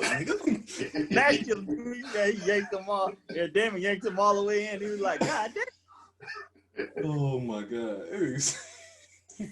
I need to see his mother hands. Don't be talking shit to these women with these big hands, that's bro. A red flag we know that's a Tony Love red flag. Tony Love red flag. Highly concerned. Not only just big hands, just strong hands. Yeah.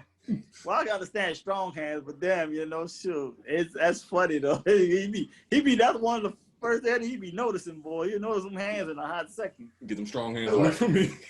It was that one girl? He was like, "Stop posting this picture of her." Yeah.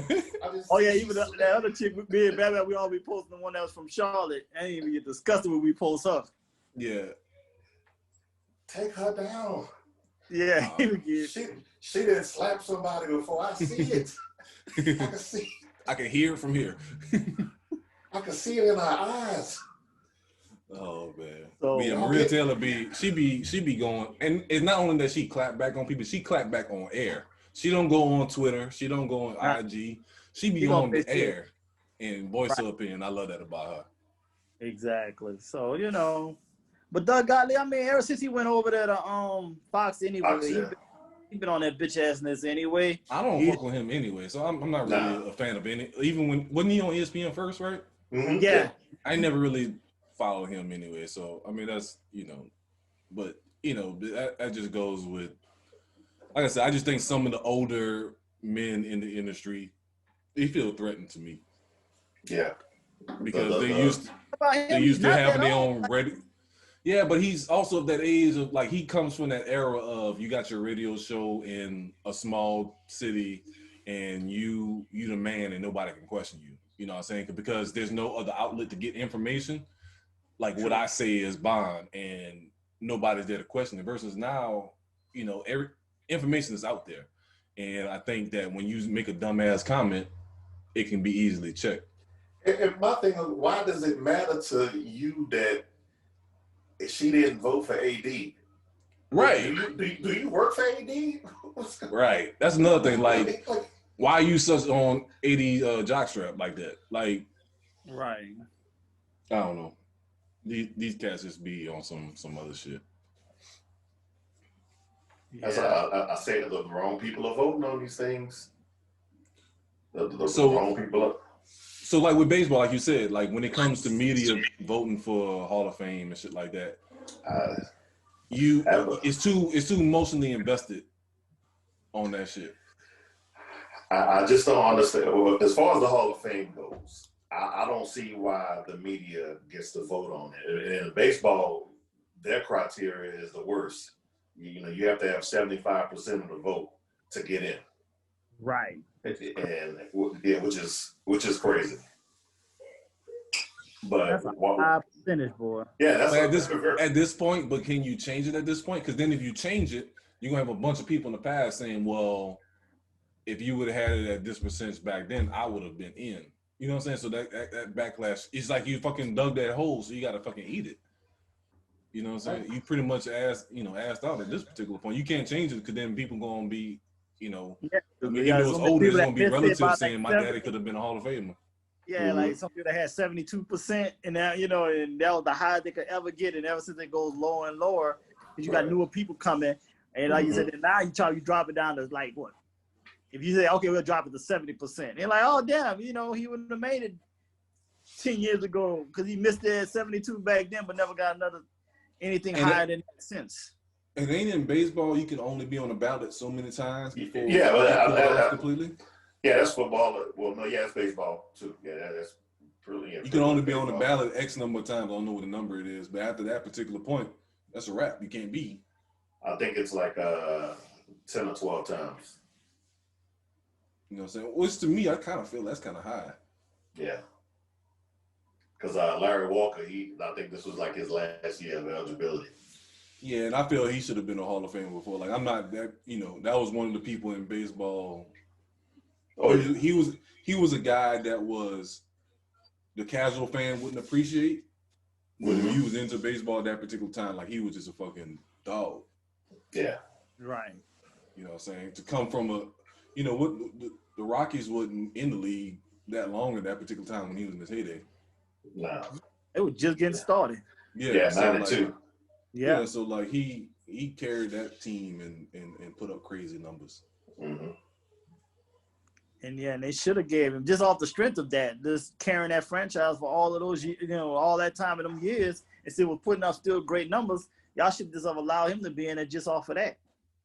But baseball is all about, you got to hit these numbers and check boxes and shit. So they don't take into account, well, he carried this trash ass team to another level or whatever. So, and he wasn't liked. And then, I don't think a lot of what the media didn't like him or something. Mm-hmm. So that wasn't like a big. Well, yeah, he played in that small market, like Colorado, right. Of Denver. So he probably had one person on beat. Following the games. It's not like he was in LA or New York. Right. So, and it's a new team. So, I'm pretty sure he had no kind of backing as far as. Yeah, and like you said, 3,000 hits, 500 home runs, 3,000 strikeouts, 300 wins. As long as you hit those numbers, well, one of those stats. Yeah. One of those. Yeah. Career 300. Yeah. Dead eye hitter. Which is high crazy numbers anyway, but And a lefty. Right. So I used to think shit about I didn't know Kurt Schilling had 3,000. What was it? I think he has 300 wins. Yeah. Because I thought he was shit. I was never a fan of him. Yeah, because you're a damn Yankees fan. That's why you think he's shit. Right. You know what? If I'm Randy Johnson and I'm looking at my World Series ring, I need to wonder, why does it say co-MVP? Well, why is Kurt Schilling a co-MVP in that series? Because of that bloody Sox. Was it that the bloody Sox? No, Bloody Sox was Red Sox. It was Red Sox.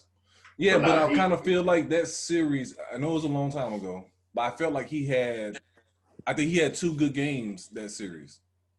Yeah, but he gave up the game 7. He gave up the lead, and game 4, I want to say, it was a game 4 or 5. He gave up the lead, and we ultimately won the games. So I'm like, that's two games in there, or 1 game in there where you're like, you lost it for us. Yeah. But it's also Kurt Schilling's the name, like you said, he's more of a media darling, so of course he's going to get that. But the bloody sock, I blame on Joe Torre, because had that man, why are we not butting at this man? Making a move, that's a smart move. Yeah, making him run. Yeah, make him run. If I'm sorry, I'm going to be that. Oh, your tenderness tape is literally stapled to your leg, or we going to get them staples out? Right. Yeah. Exactly. Everything should be either a bunt or a slap towards him, making him yeah. That's a smart move. See, I blame Joe Torre for that. I'm not even mad at that game.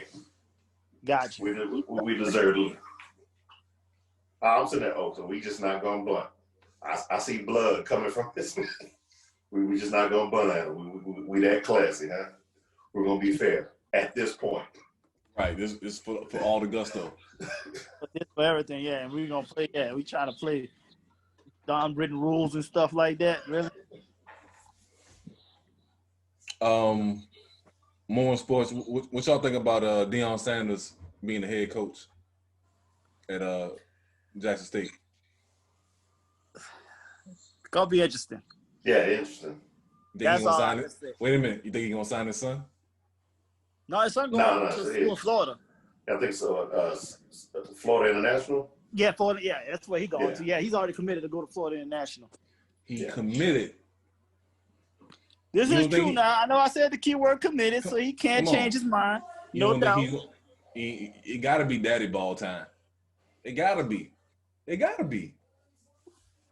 And you know, Prime gonna bring that different level of popularity and swag to the franchise, not the franchise, but what college football is a franchise. Fuck it. The university. It's the university. You think he can get the recruits to come to Jackson State?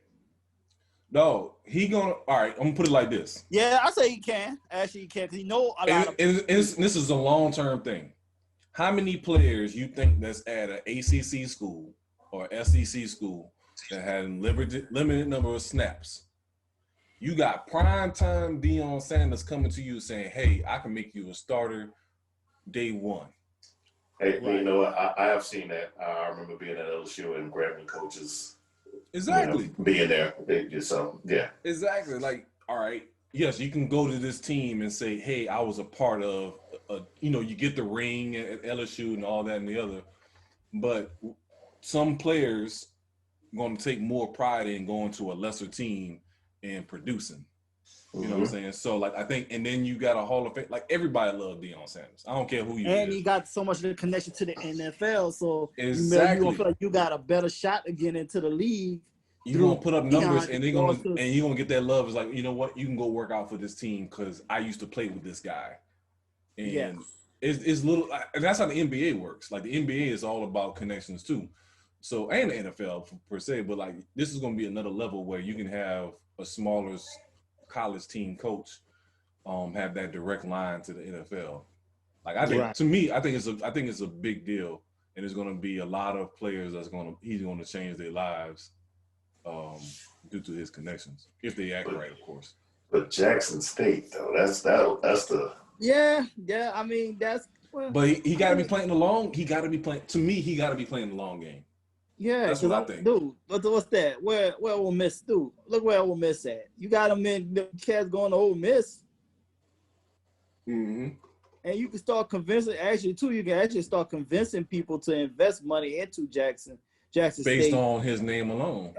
Then you can get a better, facilities. And he might be pulling shit out of his own pocket. Going to Under Armour. He might get a deal with Under Armour to come there and contribute and help, pump some money into the school. Because he does it at the school that he coaches his son.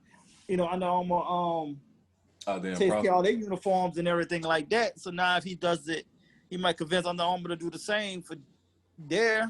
So that's another possibility also. I mean, all these major schools are in little towns, man, any damn way. So that's not like a hard reach. Yeah, I'm trying to look for notable alumni from Jackson State. Robert Brazile, former football player, 7-time Pro Bowler. Lindsey Hunter. Two-time NBA champion. Made the NCAA tournament at Jackson State. I remember. Walter Sweetness Payton. There we go. Yeah, late great Walter Payton. Yeah. Mm-hmm.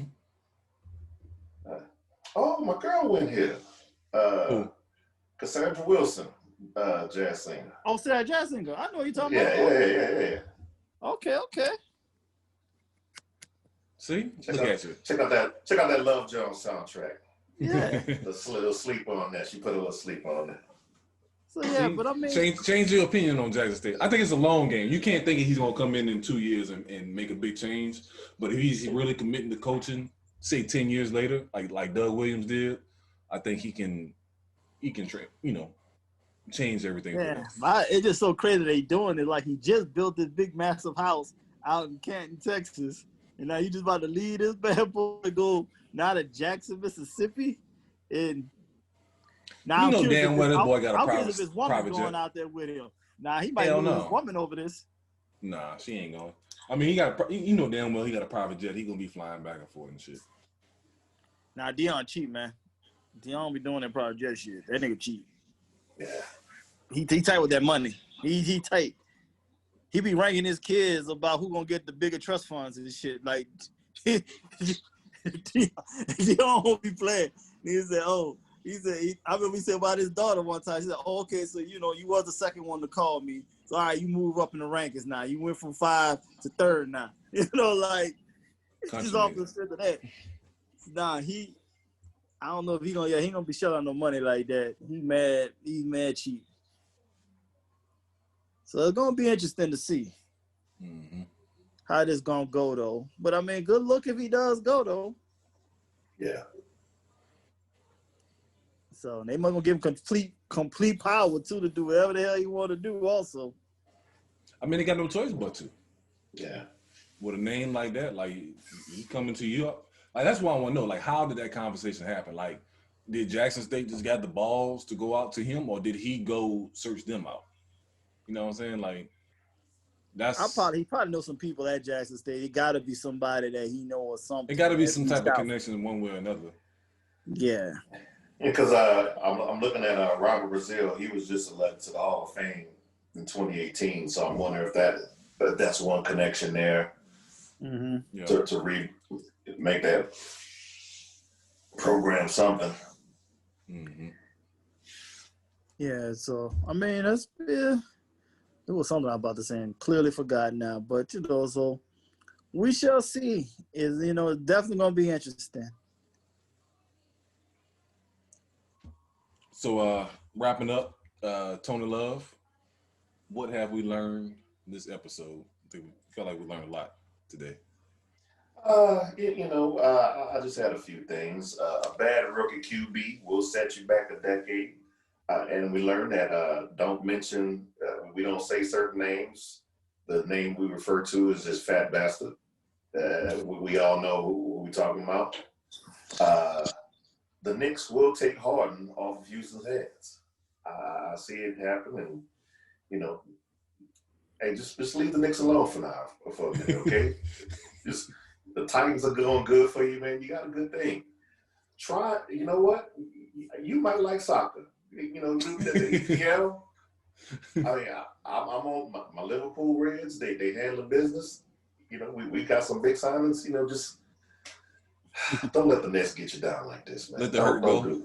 Let it go. No good from there. And 7-1 Zoe is a matter of time before he leaves the Falcons. Matter of time. I'm going to put, probably at the deadline of next season, he'll be gone. I can see that. If he doesn't, especially if he hasn't picked up his productivity, I can see that. Yeah, that makes sense.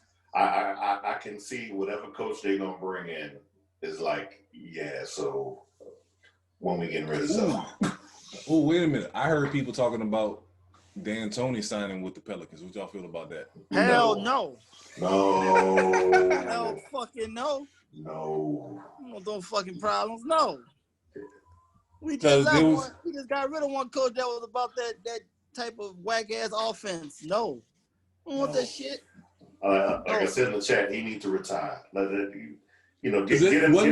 Wasn't Griffin on staff with Phoenix when D'Antoni was there? I kind of feel like he was in the front office. He might not have been the GM, but he was something. I know Steve Kerr was the GM. Yeah, but I think Griffin was like some type of, because he was there with your boy from ESPN. Consultant. What's your boy name? Fuck. I know you're the boy you're talking about, though. Yeah, anyway. I can't think of his name. Yeah, but I mean at Houston. But yeah, I feel like he was on staff there, so that might be a connection. Man, let him take his ass. Let him take his ass to Indiana or some shit, man. Cut that shit out. Don't even put that energy out there like that. Nobody want to hear that shit. No. Exclamation point. Yeah. Yeah, I wanted to bring it up the other day. That was that I felt like I kind of cringed when I heard that, but I kind of felt like it's a possibility. Let Zion get some strength in these knees right now. Okay, we won't need that running. They do. Danny Manning, Myers Stoudemire, Antonio McDyess, knee killer. I don't know, man. Like, I know I've been saying Tyronn Lue. I'm cool with that. But I think whoever gets the whoever Philadelphia takes off of everybody's hands, I think that's the rest of the chips will fall after that. So you think Philly got first dibs? Yeah, I think Philly got just first based on their dibs. talents. Yeah, just got a talent. Yeah. Because that's the thing too. You're gonna have you're gonna need somebody who's gonna tell Joel Embiid, let's work, get your conditioning going. Well, the person I was about to mention kind of contradicts that. The cat from Villanova, he's been rumored because they've been offering him for like for a while. I forgot his name, but Jay Wright. Yeah, Jay Wright. Jay Wright. Winning in college and the NBA is two different things. Like you said, holding them accountable. If they go that route, that would be a bad decision. Not saying that Jay Wright is not a good coach, but you go to the NBA where a head coach in the NBA don't mean shit. Right. You can be kicked out the door in any second versus in college, you're the fucking man. Right. But listen to a couple of interviews with him. Villanova has always been his dream job.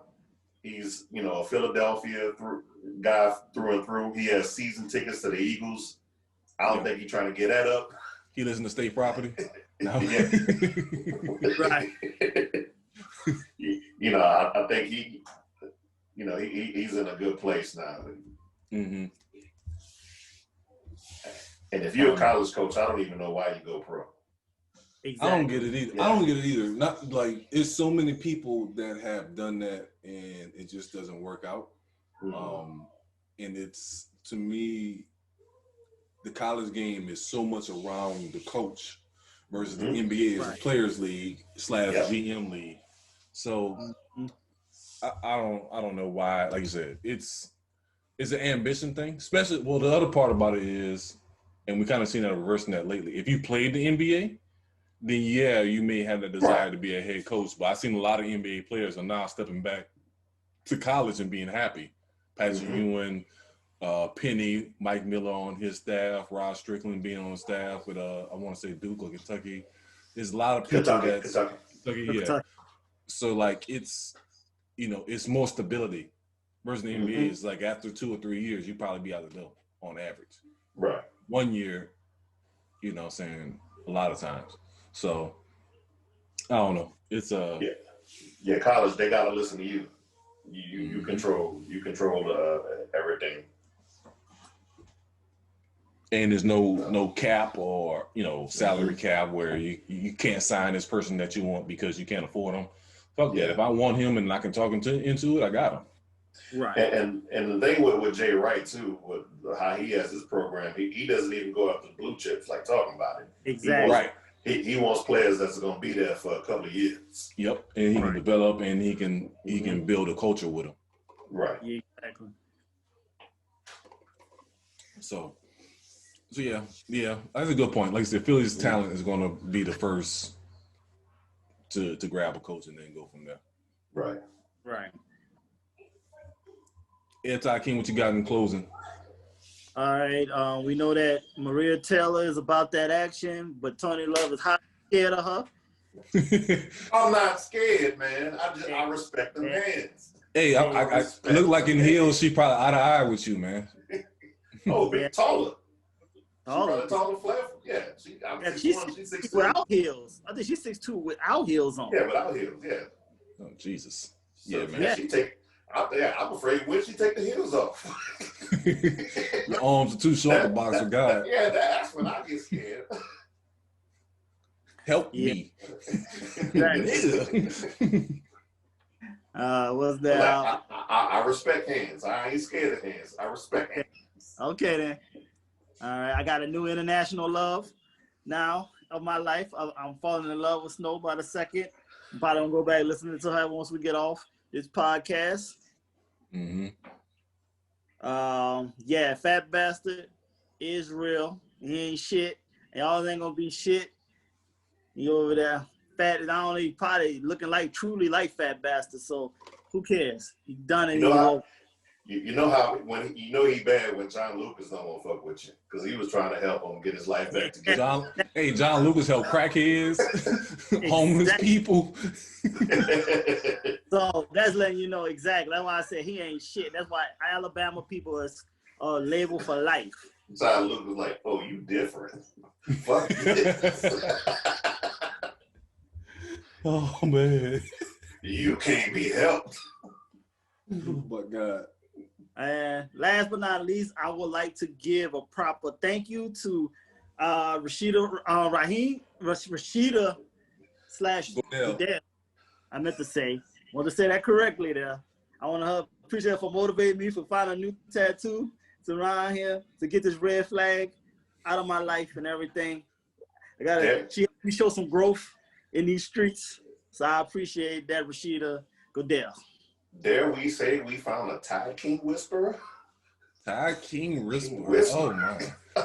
Hey, we might have to fund him his Uber account to make weekly trips to the South Side. Get some counseling. Hey, she had one moment. She had one shining moment.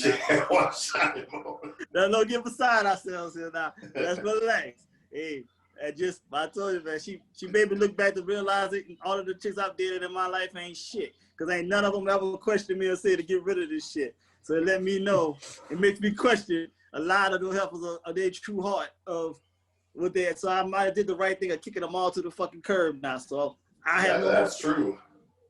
Yeah. I have no more regrets of none of them now. She helped me see light. I mean, hey, Tony Love, we're just doing a mental check going through the list. Go down face you made. I mean, how many girls have gone down there and saw that and then just kept going?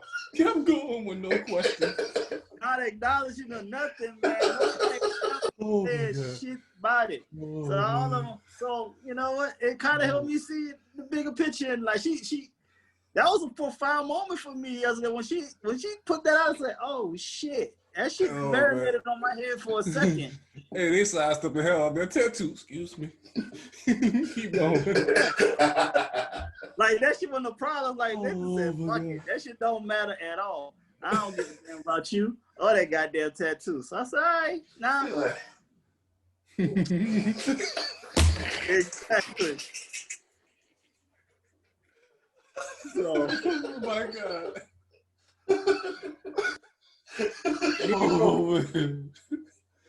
And y'all want now you see why I am the way I am. There was no hope. It's never a dull moment on the time, man.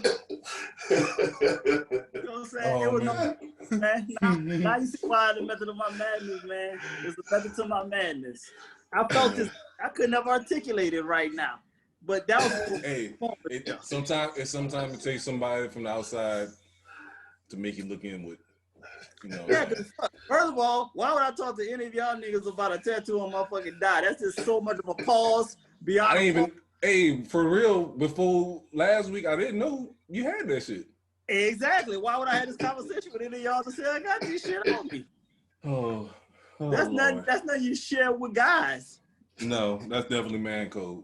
We ain't sharing thigh tattoos. Like huge. That's in the top. That's like in the top of all time pauses. Like pause. Oh hey man, I got this big ass tattoo on my thigh of a girl. Like nigga, I don't want to know that shit. But you tell another chick, you know, chick tell you like, nigga, why did you do that? Or you should get rid of that. I'm questioning every one of them. All of my female friends and significant others that I deal with ain't shit right now. They all about to be put on permanent timeouts in these streets. Niggas about to start dropping like flies. Oh man. Oh man. 22, man, it's only been a hell of a year, boy. God damn. I don't know. I'm gonna follow up on that. Shit. One thing I wanted to say in closing, we're creeping up on 1,000 streams on the podcast. So we in the 900s right about now. So we done came a long way from last year as far as an idea that we've been bouncing around for a couple of years, figuring out how we can do this shit, being all in different cities and shit. Kind of proud of us, man. We kind of do some shit. We got a decent fan base. People give feedback when they have some guests. You know what I'm saying? So touch on some serious topics, some bullshit topics, some hilarious topics. So I think we're doing a damn thing. With that said, I think we only get better. I mean, feel like we got, kind of going back and listening to some of the early shit, listening to where we at now. I think we definitely in as Ty King said, we always in the pocket whether it's the three of us, Raheem Goodell in, Twin jump in. You know what I'm saying? Once we get Easy Ellis in, I think that's when oh boy, we gotta get him in here, man. Once we get that energy in here, I think it's gonna be hilarious, man. That shit gonna go way left. Like So a lot of arguments gonna be happening. So everybody make sure you comment, share, give feedback, check out the blog. Tony Love does his thing, the wordsmith of the crew with the blog. So we'll be back next week, come back with NFL, and we should be figuring out who will be at NBA Finals. And then we can jump into Raheem Goodell shit to see the fuck happened in Vegas. Oh boy. That should be interesting. Go Raiders. Go Raiders. Catch y'all next week. Later. Later.